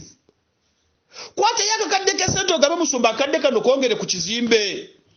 Tolowooza bulowooza nanda ekyo musumba engeri gyakitandise tumanyi ddadi ajja kimaliriza. Nze nkimaliriza wange nzijawa. Please, nze Katonda kyampadde maanyi ge na buyinza bwe. Gwe kyakuwadde sente kubanga gwafuna omusaala. Nze Julius maze emyaka 4 kati simanyi n'omusaala payroll ebeera etya. I did one day time studies in human resource management. Nekati sikyamanyi even payroll zitambula zitya. Kati negwe kati gwali ku payroll. Gwali nakyo otunda. Otunda luviiri, otunda lugoye, otunda mmotoka, otunda mataka n'ofuna sente. Naye kati nze ogwange gwakulaga Katonda ono okole ekiki alyoka akugazi. Therefore ofunayo 5 ogalete mu nyumba. Funayo obukadde 10. Funayo ettaka. Funayo ennyumba, funayo ekidduka ogabe musumba kino bakitunde, sente zinaavaamu zigende zigule ekizimbe. Abooluganda twetaaga miliyoni 10 tugule ekizimbe kya Mukama. Abooluganda buli awuliriza enjiri eno, abooluganda enjiri eno kasite bange ekutuuseeko. It's just my prayer that the Spirit of the Most High God touches your heart. Owulirenga kino kyetaagisa ku lw'ekitiibwa kya Mukama. Teweetaaga kubanga oli mulokole. No. Buli omu agiwulira. Jiweerezeeko munno ogambe yibanangerera ekizimbe kino lukifunye kubanga abasinga mukirina ku mikutu. Mukiweereza mukiteeka ne mu profile zammwe. Abooluganda okwo okuyaayana tekumala. Okuyaayana kukuyamba ng'otandise okukola. Nze I want people who are doers. Because the Bible says in James 1:22, you should not only be listeners, but you should be doers of the word. Nange singa nali ku church ne ngamba nedda bannange Mukama twagala ekizimbe ekinene abaana banaakusinzizanga. Twagala abantu abali parking nga wagazi. Mukama abaana ebidduka batero birekayo. Twagala nembeera mu ssaala eyo naaligisabye emyaka 10 ng'ekizimbe tetukiraba. Naye nagisaba mu kaseera katono. It was this year beginning nengamba Mukama abaana batwale mu kifo ekira, take them to a higher level. Abooluganda omwaka tegunaba kuggwako ekizimbe kikino tukisasuddeko sente. Abooluganda Katonda yenkanidde awo oyagala akole ki? Atulaze ekkubo, atuwadde ekyokukola. Abaana bange abatambulira mu Firm Development Partners, please may the Spirit awaken you to see this vision, be part of this bigger vision. Ati tochikola lunaku lumu ntize kasitana wadde emitwalo gyange 10 akati ekyo kiwedde twagala obukadde 10 bannange waliwo eritabulotanga nako. This is a bigger vision. Ate olubumala tutandika okunoonya eziteeka mu TV. Kiroto ku kiroto, kiroto ku kiroto, musajja agamba bampa ku bampa ebyakatonda biteekeddwa okutambula. Abafu be balabye kubanga tebagenda biraba. Bagenda kujira mu mizimu ate njigobe. Naye gwe akyali omulamu nga tonnaba kufa. Don't be a moving dead. Let your presence be justified in the kingdom of God. Erinnya liwandikibwa mu kitabu ky'abalamu. Because of the bigger vision. Be part of the bigger vision. Please, oba oli mu Katoliki, oba oli mu Protestanti, oba oli mu Yudaaya, oba oli mu Siraamu, ewange mwenna muli baana. Because you have the image of God, you have the spirit. Funayo kyowulira nti osobola okuwa Katonda. Waliwo abamu mulina connections ez'enjawulo. Please inbox me on WhatsApp ogabe musumba omanyi. Jangu tugendeko ewagundi ono. Jangu tugendeko wano. Ajja tuwayo obukadde 5. Nze this is what I need to see. Because this is God's work, it's not Julius's work. No, that's why nabuli kyonna ekikolebwa wano tekiri mu mannya ga Julius. Never.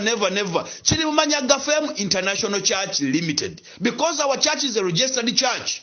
With its account number, eziri wansawo mwenna muziraba. Amasimu ageetaaga okuteekako esente zino mugalaba. But you can as well give me a WhatsApp number or a message. Ogabe musumba, leka tugendeko wano na wano. Leka tugendeko wano mu State House. Museveni ajja tuwayo obukadde 8. Abooluganda basobola zuwa bana abalwana. Asobola zuwa bana abaleekaana. Bana abamuvuma ne ate bantu bomulekera okuvuma omukulembeze w'eggwanga. Please, Romans 13 gyensoma egamba muwenge ekitiibwa abakulembeze.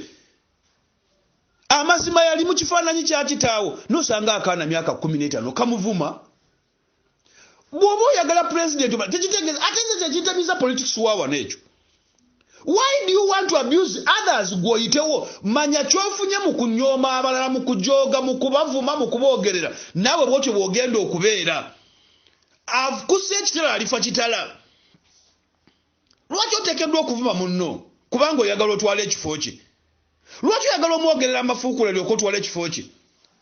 Lwaki oyagala okusooka okutta bizinesi y'olyo olyoka otandika eyiyo?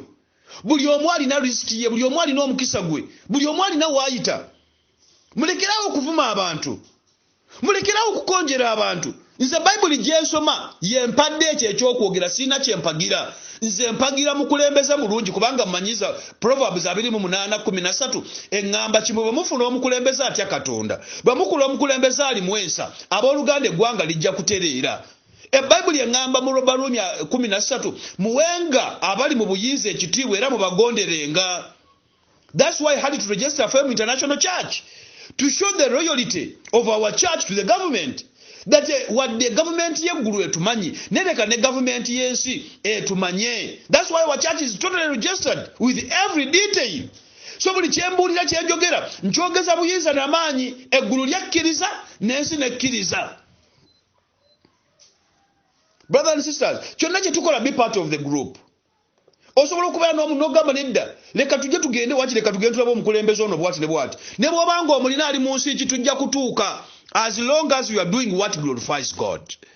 Kyonna kye tukola at church abooluganda kijja gulumiza Katonda, tekigulumiza muntu. Nsaba Mukama Katonda akumpere that bigger vision. Wonna w'osinziira okuwuliriza okkirize nti Katonda ono atuwadde okwolesebwa okukuŋŋaanya ssente bwe ziti mu kaseera akatono. Abooluganda tosobola kumwegattako n'osigala kyekimu, tekisoboka. Tosobola kwegatta ku mugendo ogufaananya bwe guti. N'osigala kyekimu. Era manya akasenteko kooteeseeyo. Kooteese tu contribute okugula ekintu. Tolinda nkya gwe tandikirawo. Tandikirawo, give it as a love seed. Kiweeyo ng'ensigo. Gwe beera ng'ogamba nze nja kuwangayo nga nsigo kubanga okimanyi bulungi asigaye akungula. Abooluganda Katonda ono yatuteekako ensigo na gunugwako ensigo yentawaanya. Yali ya mwana we. Erimu Yokaana 3:16 nti Katonda bwe yayagala ensi n'okuwaayo yawaayo omwana we nti buli amukkiriza alemenga kubula. That was a seed. It is a seed. Even right from the beginning, the word of God is based on the seed. It is the seed of Abraham. It is the seed that magnifies and things come out of the seed. So we are results of the seed. I'm a Christian because I'm a seed. Aboluganda ensigo. It is a seed. Aboluganda mwagala okukungula. Nete musiga tebakulimbanga. Tolina kyoyinza kukungula ekikuwa emirembe nga tosize. The best way you can have peace, the best way you can have joy, compassion, is to give to others. The spirit world is a speed of trading. Oteka ye wa mukama, mukama n'akuddiza. That's the purpose. No yamba ne banno. Abamu Katonda abawadde muyambe bannammwe. That's why twetaaga okubeera n'ebirooto ebinene. Ebintu bino tebisobola kukoleka muntu alina ebirooto ebitono tekisoboka. Njagala alina Bayibuli eyo osomeko katono ennyiriri ezo ozeebuulirireko. Sijja zigenda nnyo. Ne mu Matayo essula ya 9 olunyiriri lwa 18 okutuuka ennyiriri olunyiriri lwa 26 18 up to 26 ojja kulabamu ebintu bibiri byenjagala, because God is going to start bringing the double and the triple blessings and tithe in your life. Aboluganda lekerawo okusettlinga for less. Settle for the double and the triple blessings. Settle for bigger blessings. Settle for bigger things. Ennyiriri zino nzisomye because nsaba Mukama Katonda akumpeerenga omukisa ogusuukundiddwa ogukaatiddwa ate nga gwamuyiika mu bulamu bwo. Ojja kulaba ebintu bino ebibiri Mukama Katonda bye yakola mu nnyiriri zino 18 okutuuka lwa 26 Matayo essula ya 9. Leka tugisome tuwulire kye yagamba. While he was saying this, a ruler came and knelt before him and said, "My daughter has just died, but come and put your hand on her and she will live." Jesus got up and went with him, and so did his disciples. Just when a woman who had been subject to bleeding for 12 years came up behind him and touched the edge of his cloak, she said to herself, "If I only touch his cloak, I will be healed." She said to herself, "If I only touch his cloak, I will be healed." Jesus turned and saw her. "Take heart, daughter," he said. Aboluganda temwewuunyanga obudde obusinga bwe nkuyita daughter. Waliwo we nayita daughter n'engamba gw'otuuse okunzaala. No. This is Jesus' word. When I call you daughter, when I call you son, I'm speaking in godly terms.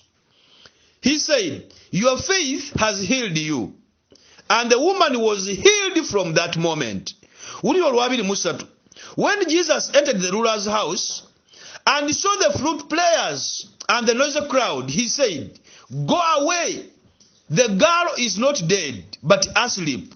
The girl is not dead, but asleep. But they laughed at him. Owulira baamusekerera. Bwe yagamba omwana tafudde naye yeebase baamusekerera. But after the crowd had been put outside, he went in and took the girl by his hand and he got up. News of this crowd spread around the world, the region, and the girl was brought back to life. Glory be to God. Ebintu ebibiri bino leka mbibuulireko katono. They had a bigger vision. Tunuulira omwana ono yali afudde. Maama we yamuleeta mu maaso ga Yesu. Baali bamanyi omwana afudde ate ng'ekituufu omwana afudde. Naye wulira, Yesu bwe yajja yabagamba omwana tafudde naye yeebase. This is a bigger vision. Bo baali balaba nti ebintu bikomye. Yesu n'abalaga nti ebintu tebikoze eki? Tebikomye. Ate Mukama yeebale nti ne maama w'omwana ono yalina bigger faith. Yalina bigger vision. Yagamba wadde omwana ono afudde neka mutwale wa Yesu. That is a big. Abaluganda ng'olaba ebintu nga biganye, ng'olaba ebintu nga bikutawaanya, ng'olaba ebintu nga tebitambula. Don't lean on your knowledge. Don't lean on your people. Don't lean on your friends. Don't lean on whoever is around you. Please lean on God. Ensonga yosooka ogitegeeze Katonda. bw'onoogitegeeza katonda oyo katonda agenda kuleetera omuntu ateekeddwa gikugirawo. This is the way of praying. When you pray to God, God brings an angel, either in form of a person, negwe bw'oweenoonyeza omuntu agikugirawo ajja kutawaanya. Ojja mugamba bannange abaana bange tebalina kyakulya, ogendya kugambe bannange olaba nange simanyi nga bwe ngenda kuyamba, olaba n'enkoko zange tezinaba kufuna mmere. In other words, abaana bo benkanenkana n'enkoko ze. Ate enkoko ze za muwendo kina kindi okusinga abaana bo. Ne katonda bw'oba omusabye yagenda kuleetera omuntu agenda okuyisa mu kizibu kino. Omukyalo ono bwe yalaba omwana nga afudde yagamba ngenda wa Yesu. Era ne bosoma 2 Kings 4:26. Ojja kulaba omukyalo omusuuna omwana we yali afudde yagamba wadde omwana ono afudde, buli agenda okumbuuza okufa kw'omwana ngenda mugamba buli kimu kiri bulungi. Era omukyalo ono yagamba ekigambo nabbi Erisa ky'anaayogera eri obulamu bw'omwana kye ngenda okutwala. Era n'atambula buli abamusanganga mu kkubo nga bamubuuza omwana ali ati, yabagambanga bugamba it is well with my soul, yabagambanga bugambi byonna biri bulungi, naye ng'amazima omulambo agulese mu nnyumba. Bwe yagenda ewa nabbi Erisa n'amugamba omwana wo tafudde, omwana wo mulamu. Omukazi kye yatwala omwana n'amukwala n'amuteeka mu kasenge, nabbi Erisa najja ne yebaka ku mwana, omwana agenda okulaba nga ddizibwamu akabugumo, omwana ngadda waggulu. Power of faith. Have a bigger vision. Beera n'okwolesebwa okuli beyond. Buno obuntu bw'olaba buno, please tunuulira something that is beyond. Look at today. We have the anointing water Sunday. The anointing water Sunday is today. Olwaleero nsabira amazzi, Mukama Katonda agatukuze, abaana bagakozese bafune ebyenjawulo. Era gwe alina amazzi go, kwata akacupako ogenda kasabira, ngenda kasabira. Mukama Katonda amazzi ago agakozese oteeke awagenda okubeera bigger vision yo. Gaba Mukama business yange eno njagala egaziwe, okwata amazzi ga Mukama, the power of enlargement, the power of multiplication. Yongera amaka gange omukisa gongere kino, esente zange zigaziye using this anointing water. Kati bw'otunuulira amazzi gano abamu kibatawanya kiri kimu, bw'alaba alaba mazzi. But there is power beyond water. Kati when Julius is praying, I don't pray looking at this water. I pray looking at the power beyond the water.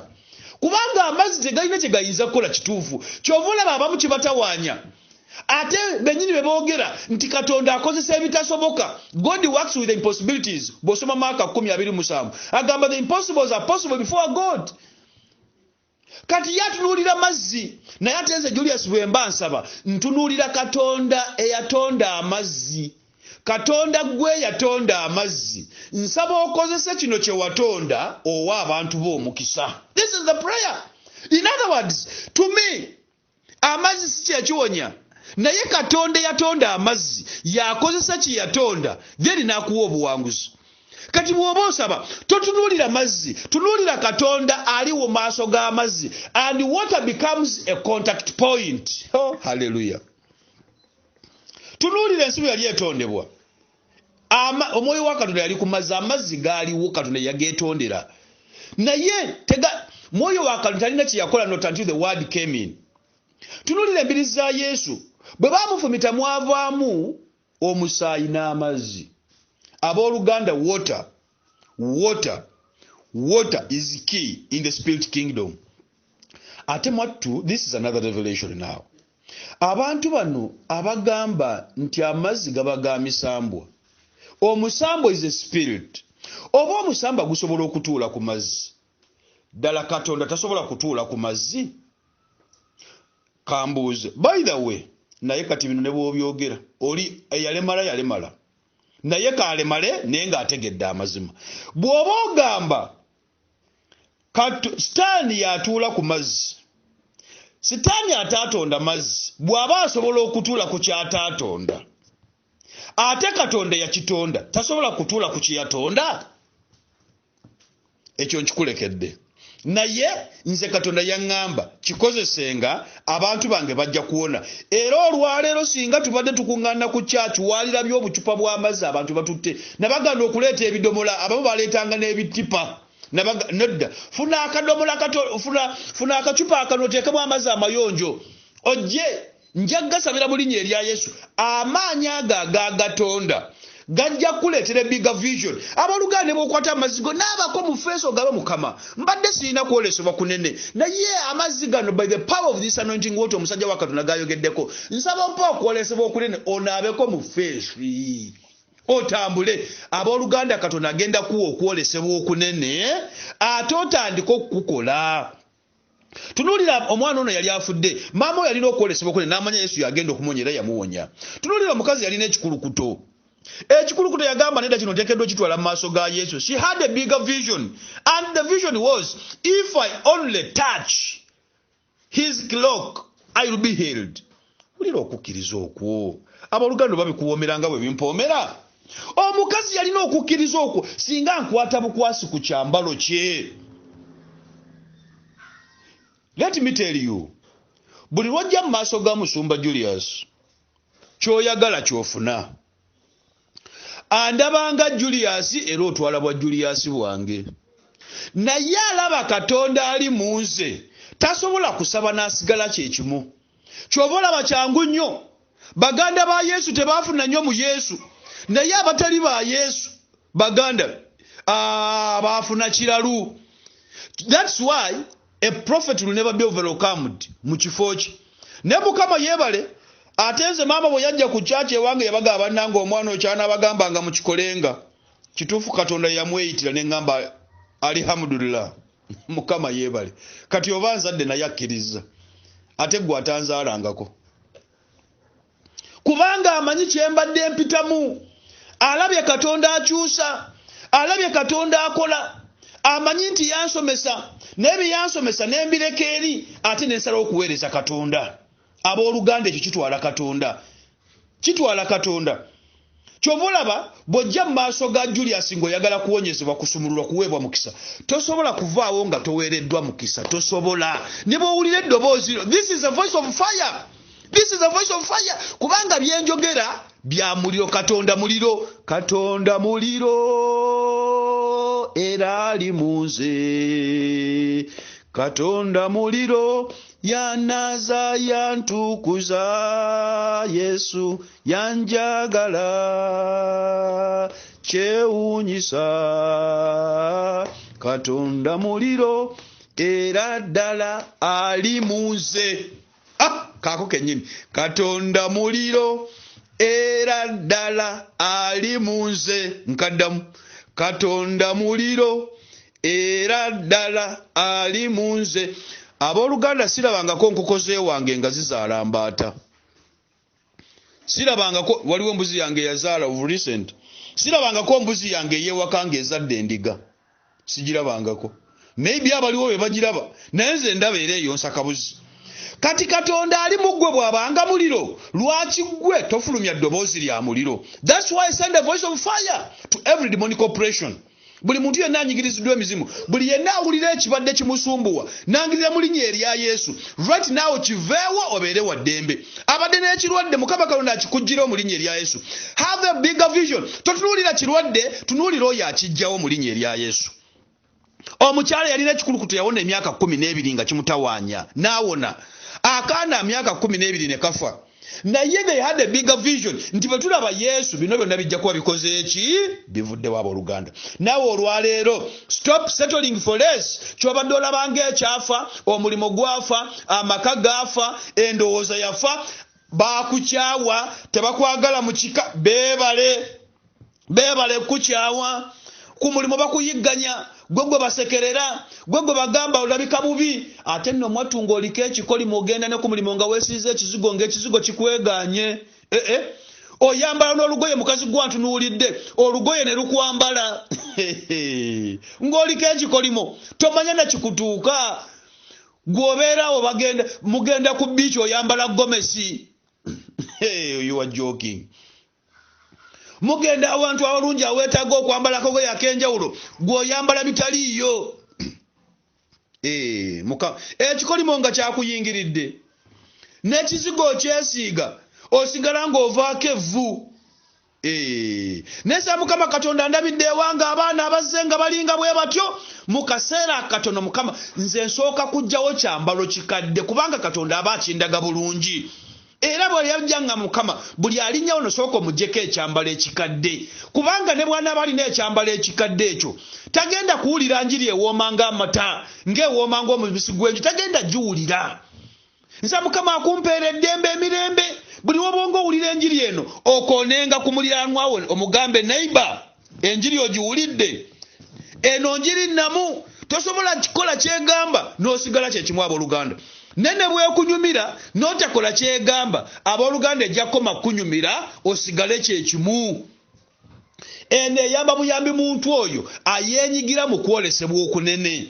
Mukama Katonda bw'abanga alina abantu bakulaakulanya mu church mu ggwanga ku kyalo mu kifo ekyenjawulo kyakola kiri kimu aleetamu projects aleetamu ebyokukola ebinene kubanga akimanyi bulungi omuntu awulira buwulizi talina kyafuna omuntu afuna y'oyo akola. So oli bw'aba toleesa projects abaana ze bagenda okukolako aga Katonda abantu bajja kusabanga essaala basigale kyekimu because Katonda talina wagenda kutuuza mukisa gwe. Nsaba Mukama Katonda akumpeera omwoyo w'obukozi buli owuliranga ekigambo kye okikolenga mu linnya erya Yesu. Kati otegeera otya nti okwolesebwako kuno okunene ddala kwe kukwo? Otegeera ntya ddala kuno okwolesebwa Katonda kwampadde nkulabye naye ddala kwe kwange? Abaana bamanyi okukola emirimu egitali gyabwe, bamanyi okugenda mu bitali byabwe, bamanyi okutambula mu byabwe n'abeera mu mwaka musumba amaka oba omwami ono ye wange oba omulimu gwe gwange. Nze siringa musumba abalala bagenda okukweka ebintu bino nja bikubuuliranga nti naawe eyo gy'oli weekolemu evaluation ojje ewange nze nsiguukulule busiguukuluzi gwe gawakkiriza dda. Otegeera otya nti kuno okwolesebwa okunene ddala kwe kwange? Wendi mmalawo, wendi mpitawo. Abooluganda ebintu bino bikwate mu bufunze nga mmaliriza. Kijja kuwa emirembe okwolesebwa wadde kunene ogenda kuwulira emirembe mu mutima. Ojja kuwulira nga waliwo omwoyo akugamba oba gundi yakikola naawe ojja kukikola. Manya kati okwolesebwa kuku si byakwekaka. Wateekwa okubaawo eddoboozi eryogera emabega nga likugamba bwe lityo. So it gives you peace. Then ekirala kikuwa comfort. Owulira comfortable. Wadde ekintu ekyo tonnaba kifuna, wadde tonnaba kikwata, ne buli lw'okirowoozaako abooluganda owulira ng'ali mu ggulu. You are comfortable with that bigger vision. Awo otegeera nti kuno okwolesebwa kwe kwange. Ogamba takuwa siku moja vitu vitageuka. Ebintu bigenda kukyuka. Ogambe bannange olwalero wadde ndya mukene naye nkya ngenda kulya nkoko okiwulira. You become comfortable in that bigger vision. Ekirala ekirooto ekyo kikuwa essanyu. Okwolesebwa kukuwa essanyu buli lw'okulowoozaako olabira ddala nga it is you in the dream, in the vision. Olabira ddala nga oli ku ntebe. Kyobalaba omusajja oyo yeesimbye okuba President Bobi Wine. Ye ne bw'aba atambula olabira ddala nga kyalimu akyagala. Olabira ddala nga awaga. Mukama amuyambe. So it's a bigger vision. It's a bigger vision. Owulira essanyu. Ekirala, you struggle to care for that bigger vision.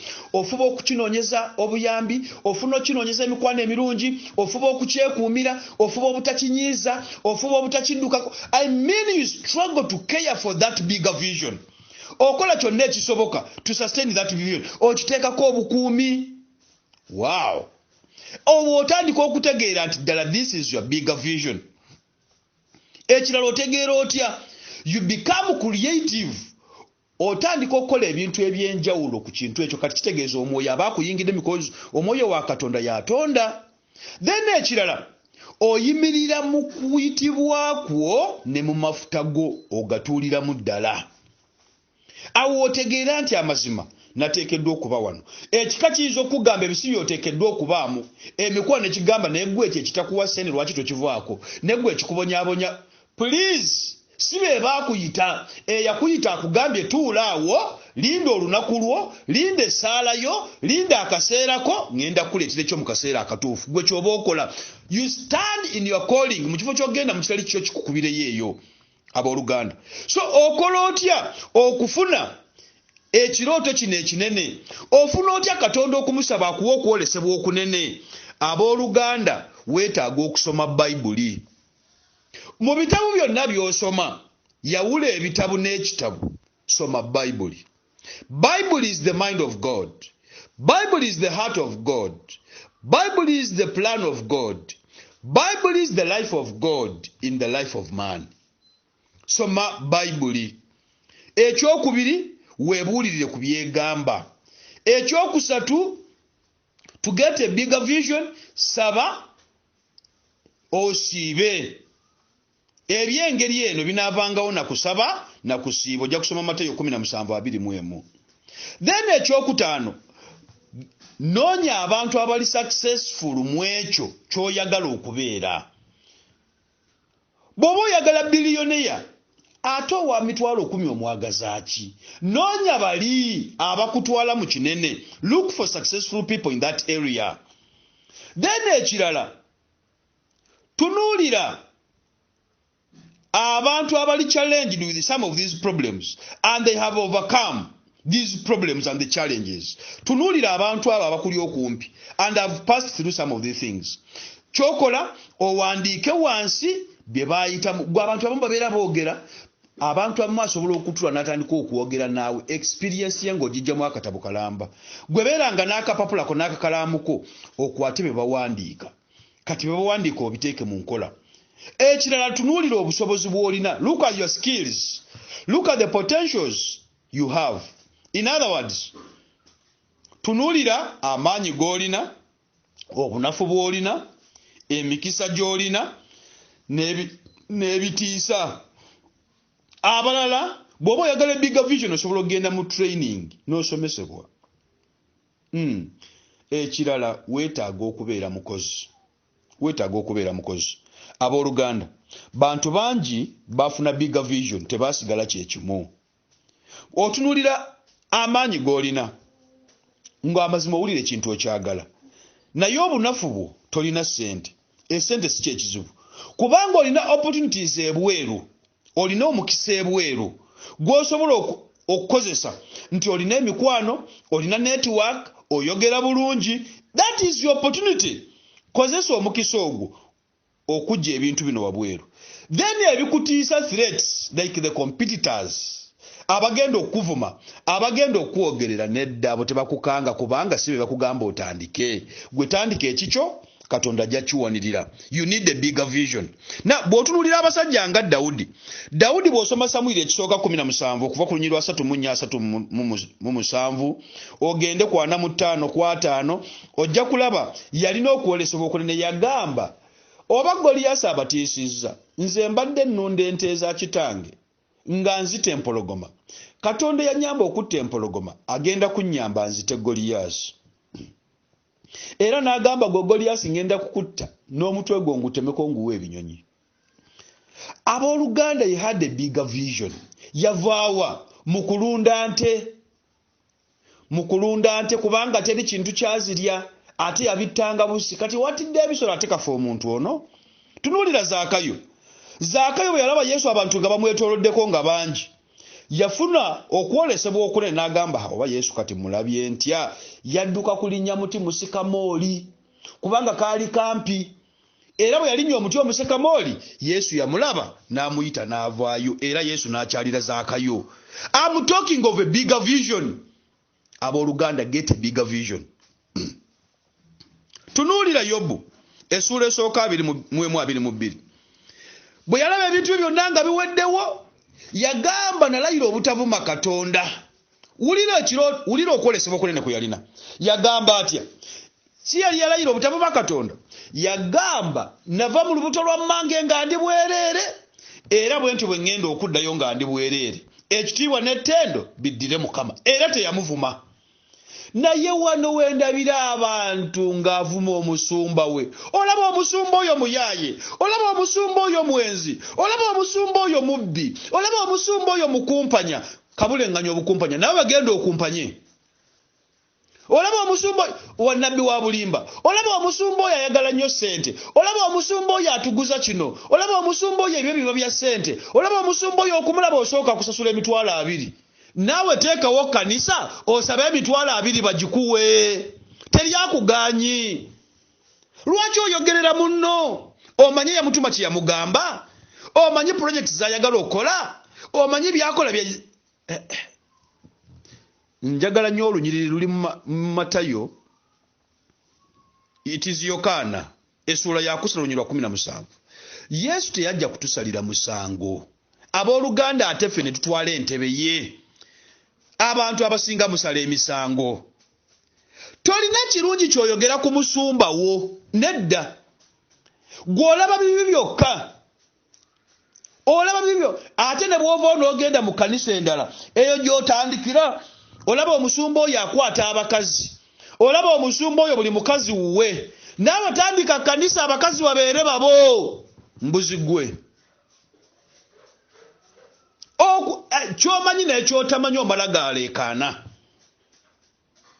please Yobu yakola endagalo ne Katonda ate otandika bulungi kenzize wano mukama n'omala n'onviirayo mukama n'omala n'onteekako omukono gwo mukama n'omala n'ompa kino nange mukama ngenda kubeera mwesigwa kasita obikwatako olaba kati omusumba oyo kati nafunye miliyoni zange 5 kati agambye ekimu eky'ekkumi kya miliyoni 5 wamutulaba omusumba oyo mubbi kati miliyoni 5 zonna oyinza ozikwanoziwa ku kyaki abantu bawa miliyoni 8 abantu bawayo n'amataka abantu bawayo n'ebidduka n'ebizimbe kati gwe ekikutawanya bukopi ekikutawanya tomanyi kyawandiikibwa ekikutawanya olaba okoze nnyo nedda abantu bawa n'obulamu bwabwe tunuulira Katonda yawaayo omwana we Yesu yenkanenkana obusente obwo bw'oyogerako Yobu yagamba sigenda kuvuma Katonda era endagaano teyagimenya abooluganda wulira osome Yobu njagala omugoberere bulungi osome Yobu 4:12 ejja kugamba mu biseera eby'oluvannyuma Katonda yayinukula Yobu ng'amuwa eby'obugagga ng'abikubisizaamu emirundi 2 n'ekyaleeta ekyo kyekiriwa Yobu teyavumaani naye abantu abasinga muvuma nnyo musumba bwakolerako akantu akatono abasumba bammwe njagala nkikutegeeze bantu ate namwe abasumba njagala mutegeezenga abantu nti muli bantu waliwo abagamba ffe tuli Katonda is a spirit but the spirit just sits in you n'ekitundutundu kuggwe muntu ekitundu ekirala kya bwakatonda Katonda akukozesanga mukutu bantu mmwe njagala mbategeeza abasumba bammwe bantu balya banywa batambula bakola ki basibe ba butuukirivu gwe ekyakulema bo kye bakola naye ate bw'abanga akoze ensobi tekitegeeza nti afudde tekitegeeza nti omuvume tekitegeeza nti omwogerere abooluganda sigala ku njiri let the word of God be a standard let it give you a good measure waliwo agamba kati yeteeka ku kyaki kyataasobole yayitibwa Yesu yali ku musaalaba lwaki yagamba ekikompe bakinzigyeko ye teyakaaba teyejjusa naye omuntu bw'abeera n'obunafunafu era Katonda yabugjamu si muntu gwe bantu mmwe muvuma bantu mmwe mwogereranya abasumba bammwe kyova olaba nabagamba mu linnya erya Yesu naawe awuliriza enjiri nze bw'obanga oyagala tusabe essaala Katonda yanukule tojjanga wange kumbuulira basumba bo tojja wange kumbuulira abo musumba olaba oli omusumba yampa akantu kano wamma tulaba oyo yampa akati kano nabbi wa bulimba musumba olaba nze nagendewo omusumba oyo yankwata nankwatira mu kasenge ke nankako omukwano omusango waguteeka ku nnamba ki polisi tuguwoze oba weeyagalidde naye muntu gwe oluvaayo nga aidha oba lina abasajja bangi aidha naawe totereera oba naawe teweefaako omusumba ne mwawukana kati n'otandika okugamba nti musumba yakuyisa bubi yakukwata mwayeeyagalira mwabikola mwagadde byonna bye mwakola nze tondeteranga kasasiro eyo togindeteranga tobireetanga wange ebyo mwali mweyagala mikwano gyammwe naliyo ate mwaba mumanyi kukonjera nawe oyagala erinnya ligende ku listi nti omusumba yakwagala kabulengane okukwagala naye ate nga gwe muli bukuba asanga yakusika kutu n'akutwala mwetereeze abamu mukonjera baanammwe mukonjera era nkiddamu mukonjera obeerawo ng'olinze olabe wonoomukwatira leero bw'omusanga tomusanze yekka otandika kwongerako ebigambo 10 n'ekikumi nenga amazima matufu byonna ng'okimanyi mutima gwo nti bya bulimba. Ate nalaba omukyala nga ali ku TV wano nga yenenyeza musumba Kayanja. After 10 years plus kati emyaka ng'amugamba simanyi alya bisiyaga bikyebi. Nalaba omusajja wa Kalunanga ali katuuti ng'akaaba n'amaziga n'abaana be ne mukazi we. Nengamba Mukama Taata tusaasire. Abooluganda amaggwa agatufumita mangi naye Katonda yebale tetugawulira. Tetugawulira kubanga yatuyita mwesigwa yagatujjamu. Emyaka 10 omanyi abantu abaabula ku kigambo kye wayogera? Omanyi abantu abaabula n'abakyabula ku kigambo ekyo? Omanyi ekitudde mu mitima gy'abantu nga balaba omusajja oyo ng'amazima ky'omwogerako? Osanga n'omusumba yennyini ng'ali ku TV ng'alumiriza. Oyo gw'olaba Saabasiyazi, oyo gw'olaba atunda njaga, oyo olaba nabbi wa bulimba, oyo olaba alina omusota. Nentunuulira embuzi eyo nengalabye envundu. Essebo lyamulema okwokya, amabaala gamulema okusaanyaawo. Tawanya musajja wa Katonda ayimirira abantu ne bawona, ne bazaala, ne bagaggawala, ne badda eri Katonda, ne baagala Katonda, ne bakola emirimu gye. Naye baddako okumalamu amaanyi. Abooluganda kankubuulire wamma gwabulira enjiri ya Yesu. Totunuuliranga muntu akwogerera, totunuuliranga muntu akumalamu maanyi. Manya Bayibuli egamba eyazaalibwanga wakubula ajja kubula. Abaabula baabula era baagala kubula babulire ddala. Naye gwe atali wakubula wuliriza ekigambo kya Katonda. Kola omusumba wo kyagamba, Mukama ajja kuweerayo omukisa mu linnya erya Yesu. Omunadde katuuti kuvuma buvumbi basumba banne. Buli musumba avaayo nabbi wa bulimba.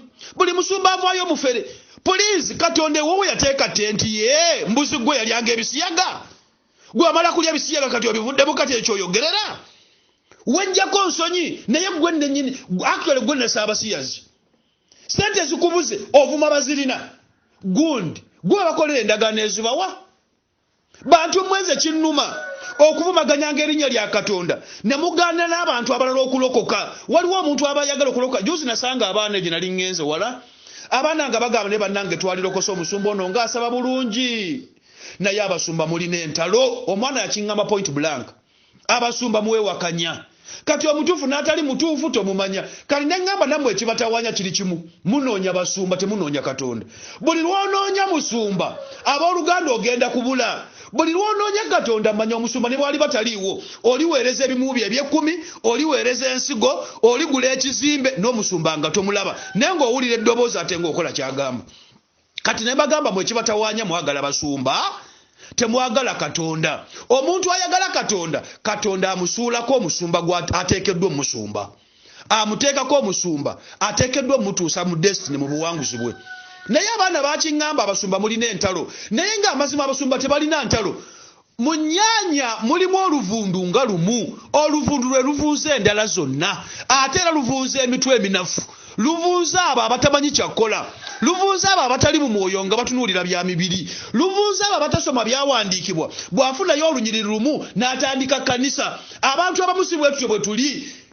Katonda degrees zonna ze yateeka ku mutwe gwange. Sisobola zikozesa for nonsense. I cannot stand for less. I cannot. Katonda gwejogerako mumanyi is incomprehensible, omnipresent, omnipotent. Is a mighty God. That's why you love that song. What a mighty God we serve. Manyi munene. Above your philosophy is where he begins from. Above your knowledge is where he begins from.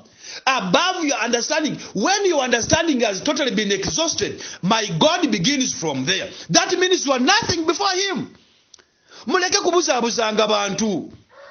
Muleke kubuzaabuzanga bantu. Bw'oba osumbira Kampala, wali asumbira e Kabale, wali asumbira e Kalamoja, wali asumbira e Hoima, wali asumbira e Fort Potro. Abooluganda togenda kutuukayo buli lunaku okunyweza omuntu ono mu kukkiriza. Lwaki osuula bannonga obalaga kikyamu? Ate nga amazima amatuufu byobanenya gwe wali obikolera ddala nga gwasooka bisiyaga n'ogenda eweeru n'olyega siyagaago either n'okomawo n'otandika amakanisa n'otandika okukuba abasiyazi ate gwe wali obirya. Bulira abantu enjiri bakyuke. Tolina maanyi gakyusa abantu ng'obayombesa. Abooluganda, condemnation brings downfall. Jesus convicts. Conviction brings people to the cross. Condemnation takes people from the cross. Abooluganda gye mukoma okunenya abantu, osanga oli atandise ekkanisa ye naye vision ye eriemu ayagala abatuukirivu mu kkanisa ye. Mbuzi gwandi yakugamba nti Katonda yaniriza abatuukirivu bokka. Katonda yajjira boonoonyi. That's why he says in Mark 2:17 abalwadde be beetaaga omusawo si bali bulungi. He came for the sinners, not the righteous. Osanga oli atandise ekkanisa bw'oba wasuze n'omukazi wo tojja mu church, bw'obanga wanywedde omwenge tojja mu church, bw'obanga walimbe ogenda kusanga mu kkanisa Monday to Sunday abeera mu ye n'abaana be ne mukazi we. Ne wamuuza gwe biki byoliko. Abantu banoonya Katonda ne bw'anaaba anywedde omwenge ajja guleka. Nayagala nnyo omukyalo ono juzi, by then ali sibigendereranga, nalaba omukyalo amuyita Kyandiru Jackie. Yali Nairobi nga ali ku interview emu. Ne bamugamba naye wakikola otya okuva mu drug addiction. Waliwo statement gye yogera Jackie Kyandiru oli Nairobi Mukama Katonda akuwa omukisa mu kasenga ako koolimu mu linnya erya Yesu. Ate yebale yakuwonya. Yagamba bwati nkijjukira bulungi abaakiraba namwe mwakiraba. Yagamba mu byonna ekyasooka okumponya. Amaanyi gano aga addiction gali beyond human understanding. Bwati bwe yatandika. N'agamba era since it is beyond human understanding, Katonda yekka nkaddamu ako. Yagamba Katonda yekka yayinza okukuggyako addiction. Jackie Kyandiru Mukama Katonda akumpeera ekisa bw'eriba kkanisa ogitandike. Ate enjiri eyo gye wabuulira ku olwo yennyini y'oba okozesanga okubuulira abantu. Yagamba teri muntu ayinza kukujja ku addiction okujjako Katonda yekka. Naye Katonda atejjukira akozesa bantu. Kati yakitegeeza omuntu Katonda gw'abikulidde n'akutegeeza ekituufu yasobola okujja ku addiction. So it is God using the human channel to deliver you. Kati ebisigadde saagala kubimanya. Neyogera nnyo ebintu ebyekuusa ku ebyo. Katonda n'engamba Mukama Katonda akumpeera omukisa. So Katonda yayamba kati gw'omusumba abuulira enjiri. Erumiriza omuntu oyo abadde asiba yeeraye alaaya. Bakazi mu abo mulayiza ku masimu ng'olina abasajja 10.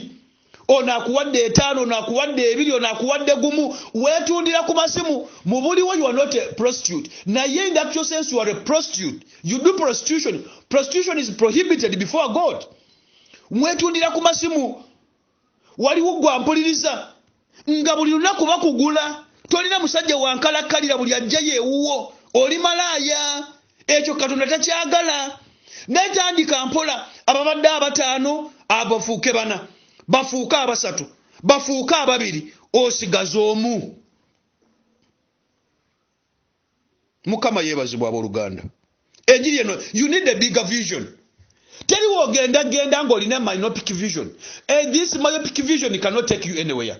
You stand for less and yet God needs you for abundance. Brothers and sisters, be a doer of God's word. Omusajja ono Zaakayo yagamba nja kulinya omuti omusikamoli ndabe Yesu era yamulaba. Yobu yagamba sijja vumaganya Katonda wange.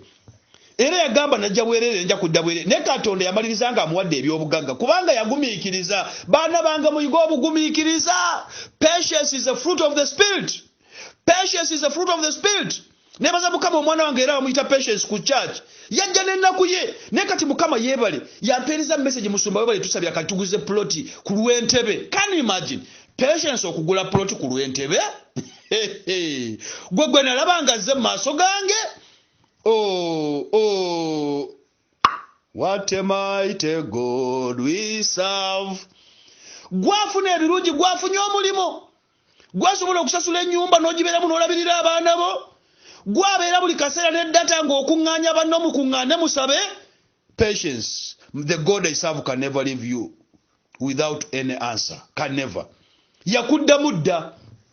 Just now today, ask for a bigger vision. Kyekyoka. Ask for a bigger vision. Nga buli naku gwanoonya 15 n'oziteeka ku ssimu n'okuŋŋaanya banno musabe. Gwe yali talina na wadde na nusu 5 ebigula data. Oh dear. Oh Mukama. Oyo Katonda oli muwacho okujjako okumusinza n'okumwaga n'okukola ebyo. Kati mu ebyo bw'oba musabira ate mwattu. Amannya gano nago mugagenderere. Kitawanya nnyo omuntu okumuyita Patience. N'ate nga teri patient. Ebya Katonda bitwalibwa bagumiikiriza. Kubanga bijjira mu kaseera kaabyo. Ne bw'okola otya, God comes at his own time. Ne bwe nkuwa omunabbi, Katonda fulfills your prophecy at his own time. That's that's why abantu bagamba gwe kino kijja kutwalira ebbanga bwe riti gwe kino ekintu bwe kiti gwe ekintu bwe kiti kusinzira mukama kyandaze ku ggwe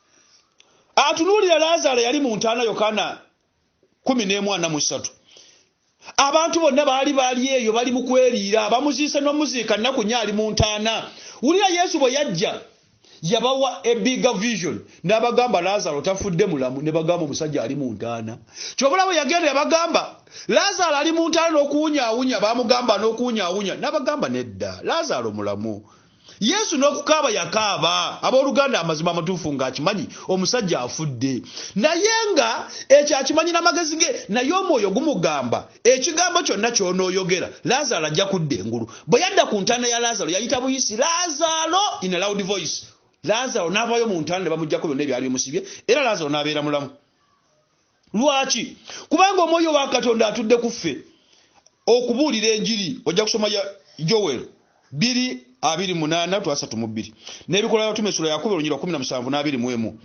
abooluganda omwoyo wa Katonda bw'atuula ku ggwe teri kigaana tunuulira obunafu bwo tunuulira amaanyi go ogakozesa ogulumiza Katonda obunafu tomutunuulira obunafu buli kyotunuulira always see beyond always see something bigger abadde bajja ku church mumanyi we tusabira wafunda tutula omwana nga talina wakubuukira obulungi alina emmotoka ye talina wagipaakinga alina piki ye talina ate nno bonna benjogerako bajja tebabirina ne mukama abibawadde naye ne tubeera wafunda mu kaseera kano nennangirira mukama neŋŋamba mukama tusaba abantu abagazi otuwe ku ttayiro abaana bange nabo babuukireko ku ttayiro mukama abaana bo bakola ebintu byo leka basabireko abalungi mukama tukyusize level era nennangirira ekisiibo ekya higher level abaana ne bakyenyigiramu bannange no sooner had we done this done the spirit of the most high God gave us the building my goodness yatuwa ekizimbe yakituwa n'enkisasulako ensimbi era sente tukyasasula era gwampuliriza abooluganda mukama Katonda akuzuukize ekizimbe kyenyini kye twali tusaba ekiri mu tiles kyenyini kyeyatuwa kyenyini billions of money kyeyatuwa. Moreover, they had asked for million 108. Ne mukama n'atusobozesa through his spirit.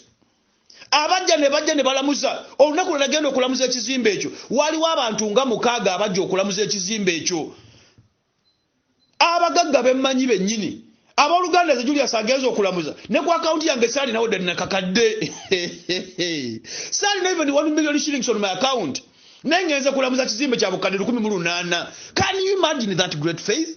Nze namanya sobola kuba na sente zigula kizimbe ekyo sirina sente za kuwa sirina naye Katonda mufu ateesemu the potential the ability through his word and the spirit that you can change the nation, you can change the world. Nze nalina okukkiriza okwo nti Katonda atuwadde amaanyi Katonda ampadde obuyinza obukola ebibye abooluganda omwaka tegunnaba kuggwako ekizimbe nakisasulako dda sente ku lw'obuweereza moreover nga tuli mu covid period. Oh dear. Bali bonna abajja 6 okulamuza ekizimbe buli atuukango ne bawuliranga nanti bayitanga musumba jangu olaba ate wano musumba sokolayo kati wano parking eno nnungi abaire bagamba oyo pastor ye wawali wamma gwe tuwulira akaabya emizimu gyawo ekyo ekizimbe kike bonna 6 they declare tebadda na gunu gwaka tebaddanga era mukama eyo gye yabakwatira gy'ababakwatira kubanga n'emizimu nagyo tegitudde eyo gye yabakwatira abasaasaanyise mu 7 naye sente ezo bazireeta ate bazimpe nzigulemu ekizimbe nawe wampuliriza yesaala gye nkusabira kyenasabanga mukama mwana wange ogi era gwe nkusabira kimu ogula akagatta akalungi akajja okubuukira ku tiles naye ate leeta sente tumale okukisasula obulungi tojja gamba abanange banatujja ddi mu lockdown tugende kute nedda leeta sente gundi please leeta sente tugule ekizimbe kya mukama leeta sente tugule ennyumba ya mukama kubanga tukyalina sente nyingi zetwetaaga okusasula ku nnyumba ya mukama naate nzikiriza bulungi mukama agenda kukozesa akuwe network n'abamu era nja bakubira mbatuukeko tamuziza mu bigambo ate kino likiri please this is a decided mind waliwo yagutandika nkimanyi bulungi ajja kugumaliriza aba Filipi essuula esooka waliwo agutandika ajja kumaliriza naye ayagala akozese gwe teekayo ettafaali ly'olina buli kaseera bw'okiwulira teekayo abantu abamu mulina network mulina connections mulina ebintu ebirungi musobola okutuwa connections ennungi ate netuvugana emmotoka amafuta oteeka amafuta mu mmotoka ne gabeera ekimu eky'ekkumi nebeera ensigo yo noga musumba jangu tugendeko wano era ne tutuukayo n'obaako gw'oyogera naye era ogenda kulaba ng'ayingidde mu ofiisi ng'aggyeyo obukadde 5 nga tusasula mukama naawe akuweeramu omukisa taguwa oli yekka naawe agukuweeramu because you have paved the way. He makes a way where there is no way. So you are the way. Katonda gyakozesa abooluganda okugulumiza erinnya lye. Abooluganda funa okwolesebwa okunene ate okumaintaining ng'oyita mu ssaala ng'oyita mukola ebya Mukama. Abooluganda ku maintaining okwolesebwa okwo avoid rumors. Abooluganda know what to do mu kaseera akatuufu tuukirizanga endagaano yo. Okwolesebwa okunene kulimu ebikuchalenjinga okwolesebwa okunene kulimu ebintu ebikutawaanya ng'abantu bajja kujjanga bakumalamu amaanyi discouragements. Kino tokisobola kino kyabanene kati laba yeeteese ku kino tajja nedda. Omwami oyo gwogenda kufumbira omusajja oyo mwenzi nnyo omukazi oyo laba malaya. Please, people will discourage you and that is the work of the devil. Kyobola bano wandiika kali akatabo akagamba commanded to destroy you. Bogwe mulimo gwabwe bajja kumalamu amaanyi. Abooluganda abantu abasinga sitaani bakozesa. They can never speak any positive word in your life. Bo babeerawo kubuulira ekyo. Nze njukira bwe nali nakava mu bino by'okusoma obwafaaza waliwo omuntu gwe mmanyi gwe nali sisuubira kuvaamu kigambo yaŋŋamba Julius you are a failure. Tolifuna kirungi mu nsi muno. Ne bw'oligendawa diguli zo zikufudde bwereere olaba ovudde ku bwafaaza tolifuna ne bweriba mmotoka toligivuga nzamutwala mu mmotoka nzamuwa enkota y'ettooke wo. Abooluganda buli kye baakwogerera mu linnya erya Yesu nkikolimira kubanga ekyange yakinzijjako naawe ekijjajja kikujjako mu linnya erya Yesu. Eyakiŋŋamba yali musajja mukulu nga muwe ekitiibwa naye yakyogera nagunu gwaka mulaba naye ate nzamuwa enkota y'ettooke ne mu mmotoka ne muvuga. Ekikolimo kye yannangirirako kyakwata ye. Abooluganda Gekas bwe yagenda okujja ssente ku musajja yali asabiddwa nabbi yali nabbi oyo Elisa yasabira omusajja yalina ebigenge n'amugamba genda owonyezeddwa. Omusajja bwe yagenda n'agamba omusajja ono tetumuwadde na ssente. Elisa n'agamba sente muzitwale saagala kintu kyonna. Naye Gekazi yali muyambi wa Elisa n'agenda n'amuggyako sente mu bukujjukujju. Kati mu kumuggyako sente mu bukujjukujju omusajja oli teyamuggyako sente zokka naye yamuggyako n'ekigenge. Abooluganda omusajja ono ekigenge kye yayogera kyakuba ye. Kankubuulire Katonda omuntu gw'ateeseeko amafuta gaaga Katonda ne bw'oli muloga omala ne bw'oli mwogerera ne bw'oli mukotogera. Abooluganda akusinze ne gw'okutta agukuggyako n'agukubisa. Omusajja yakyogera bulungi. Abooluganda ababadde n'agakolimo kyovula bambayita nnyo mujje mbasabire kubanga mmanyi Katonda amafuta ge yateeka ku nze togayimiriramu n'osigala kyekimu nkiwulira naku ka bizinesi ako. Abooluganda kagaziwa ofuna okwolesebwa okunene. Abooluganda teri simanyi amaka mubadde mutabuka simanyi amaka mugateese mu kooti simanyi amaka mugaawule simanyi kino kigaane simanyi buno obwavu simanyi kino kirwadde aga Katonda. Katonda ono gwensinza the unfailing God. Tosobola muteeka mu bulamu bwo n'omulemerako n'omwesiga n'akulema kyekimu. Okujjako mu abasigazi oyo wa doubts, okujjako mu abasigazi obutakkiriza, okujjako mu abasigazi okutya, era mu abafuna ekitonotono. Naye ggwe bw'ojjanga okkiriza Katonda w'omusajja ono gw'ayogerako entakera nti ajja kuwa buli kimu aga Katonda tasobola kukoleka kyekimu. People will discourage you. Me was discouraged in life to an extent okwagala okwewa obutwa. Ng'omusajja ngambye ekigambo kye sisuubira kuva mu kamwa ke naye ng'amatu g'omubiri n'engaggala. Nengamba Mukama nsaba onswalize ekigambo kino. Abooluganda yakiswaza bw'aba talina olukumi alusaba nze. Oh dear. Katonda akyusa ebitakyusika naye ekintu kiri kimu oteekeddwa okudda ewuwe. Nadda wuwe yanteeka mu biwaawaatiro bye ke kayimba kali mpambaatira Mukama yanteeka mu biwawaatiro nampambaatira n'alyoka nankubira omulabe. Kyobala Bayibuli egamba Abaruumi 12 nti ajja kuswalizanga abalabe ate abakubira amanda ku mutwe. Katonda ajja kikola naye kyewetaaga kiri kimu. Katonda tagenda kujjawo akutawaanye. Gwateekeddwa okukyusa odde mu makubo ge. Abooluganda mudde mu makubo ga Yesu. Mudde mu makubo ga Yesu ayogera mu Zabuli 1:7 nti yayigiriza Moses amakubo ge nayigiriza Isirayiri enkola. Abooluganda mukyuse mudde mu makubo ga Katonda. No matter what, you overcome aga Katonda. No matter what, ojja malako. Abantu bajja kucha bigger dreams bring discouragements. Bajja kulwanisa, bajja kusekerera, bajja kwefuulira, bajja kuleta competition. Oteeka wano business n'oli agambe giteeka wano. Bajja bikola. Abooluganda bajja bikola mu butamanya. Ababbi bajja kujja. Abooluganda byonna bajja bikola naye nkugambye ekigambo kiri kimu. Bajja kulwanisa naye tebajja kuwangula kubanga ndi wamu naawe. If the vision has been given to you by the Holy Spirit, God will maintain his vision and he will sustain it for his glory. So use God, use his spirit and honor the vision he has given you. Mukama Katonda ajja kuwa buli kyewetaaga. You don't need to compete with anybody. No. In life, buli kyokola never compete because competition is the spirit of the devil. Compete with yourself. Please convince yourself that you need that and God will give it to you. Don't look at the things we do. Totunulira bintu bino ebya bulijjo nga bwe tubikola. Tunuulira Katonda ali emabega w'ebintu bino. Nsaba olunaku olwaleero Mukama Katonda akumpeera omukisa. Akacupa k'amazzi k'okutte ne kogenda okukwata. Mukama Katonda akakozese okuwa obujulizi mu bulamu bwo. Today Mukama akumpeere a bigger vision. Don't settle for less. Settle for much. Eyo business gy'oli mu saloon yegaziwe. Eryo edduuka ligaziwe. Abooluganda gaziwa mu ndowooza. Gaziwa mu birowoozo. Abooluganda gaziwa.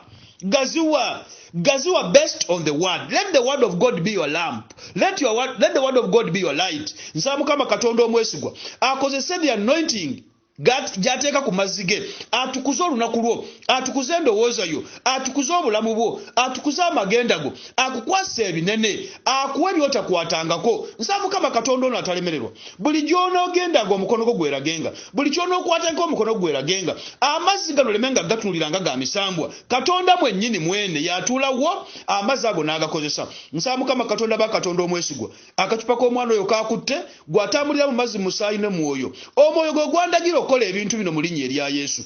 Ndagira buli kyagenda okukozesa amazzi ago Mukama Katonda Katonda ogatuulengako omusookengayo.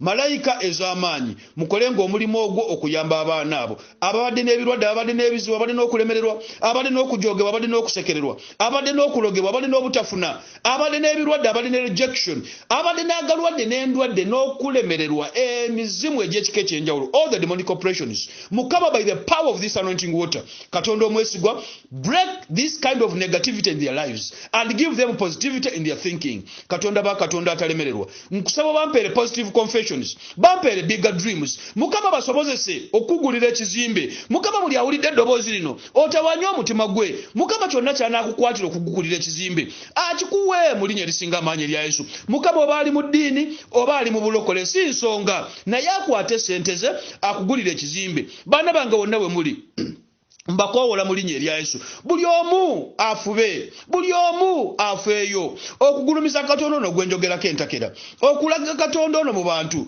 Mu nsi tovangamu Katonda nga tolina kyamaanyi ky'omukoledde. Be part of this project. Oyogere nti twagitandika ogiraba, tugimaliriza ogiraba, era abaana bo bajja gibeeramu, emikwano gyo gijja gibeeramu, ne bonnojjanga ku kyaki Katonda weebwa ekitiibwa because of this project. Nsaba mu linnya erya Yesu, Mukama Katonda abakozese wonna we muli, Mukama Katonda ayogere nammwe wonna we muli, buli omu kyalina akikozesa okugula ekizimbe kino. Abooluganda abalina simu ez'enjawulo, ekizimbe kino kitambula ku mikutu gyammwe, kaunti namba kweri, amasimu kwegali. Osobola okunkubira gwalina kyeke nja kujja nkikime with the church administrator and the church buses. Tujja kujja njabba bugamba leete tutuule, ate era tubeko n'essaala gye tusaba. Abooluganda oli waddembe okumpita mu makaago ng'olina akakadde, waliwo omwana neebaza Mukama Katonda omwesigwa, yakutte emitwalo 7 mu 7 wadde gyabadde gya bikoyini bibadde binusu bya bibiri bya 10 n'abireeta n'abinkwasa yaŋŋambe musumba sente zino leka zigende ku kizimbe nkwebaza mukyala gwe mu bukulu bwo weebale mukama katonda oyo atalemererwa weebale n'abalala asaba balabire ku ggwe emitwalo 7 ebinusu natawanye n'okubala ebinusu bannange ne mukama yeebale nsa mukama katonda akozese buli ampuliriza buli awuliza eddoboozi lino okuzimbira mukama katonda ennyumba mpanika omukono gwange mu kukkiriza mu linnya erya Yesu abaana bange bonna we bali abali emitala w'amayanja abali e Uganda abali wonna we bali abali mu ofiisi abali mu bifo eby'enjawulo mukama katonda abasangeyo asangeyo emyoyo gyammwe abanyambire abadde balina obusibo obw'enjawulo mukama katonda ababagireko abalina ebirwadde n'endwadde ebibatawaanya mukama katonda abibambuleko mukama buli mwana wo gyali nsaba amafuta go gamusangeyo gamutomere gamumponyeze gamumpeera obulamu obulungi gamumpeera amakuba amalungi mukama abaana bamwe nawe bali mbasabira omwoyo w'amagezi okumanya n'okutegeera amaka gama mukama agateekemu essanyu agateekemu emirembe emirimu gyammwe gikulaakulane ebibadde bibakaabya amaziga mukama katonda abikaabye mufune essanyu mu linnya erya Yesu katonda ba katonda omwesigwa nangirire Sunday of the bigger vision stop settling for less abooluganda business yo nyiragira okugaziwa amaka go gagaziwe ebintu byonna bigaziwe esente zo zigaziwe I command the power of multiplication.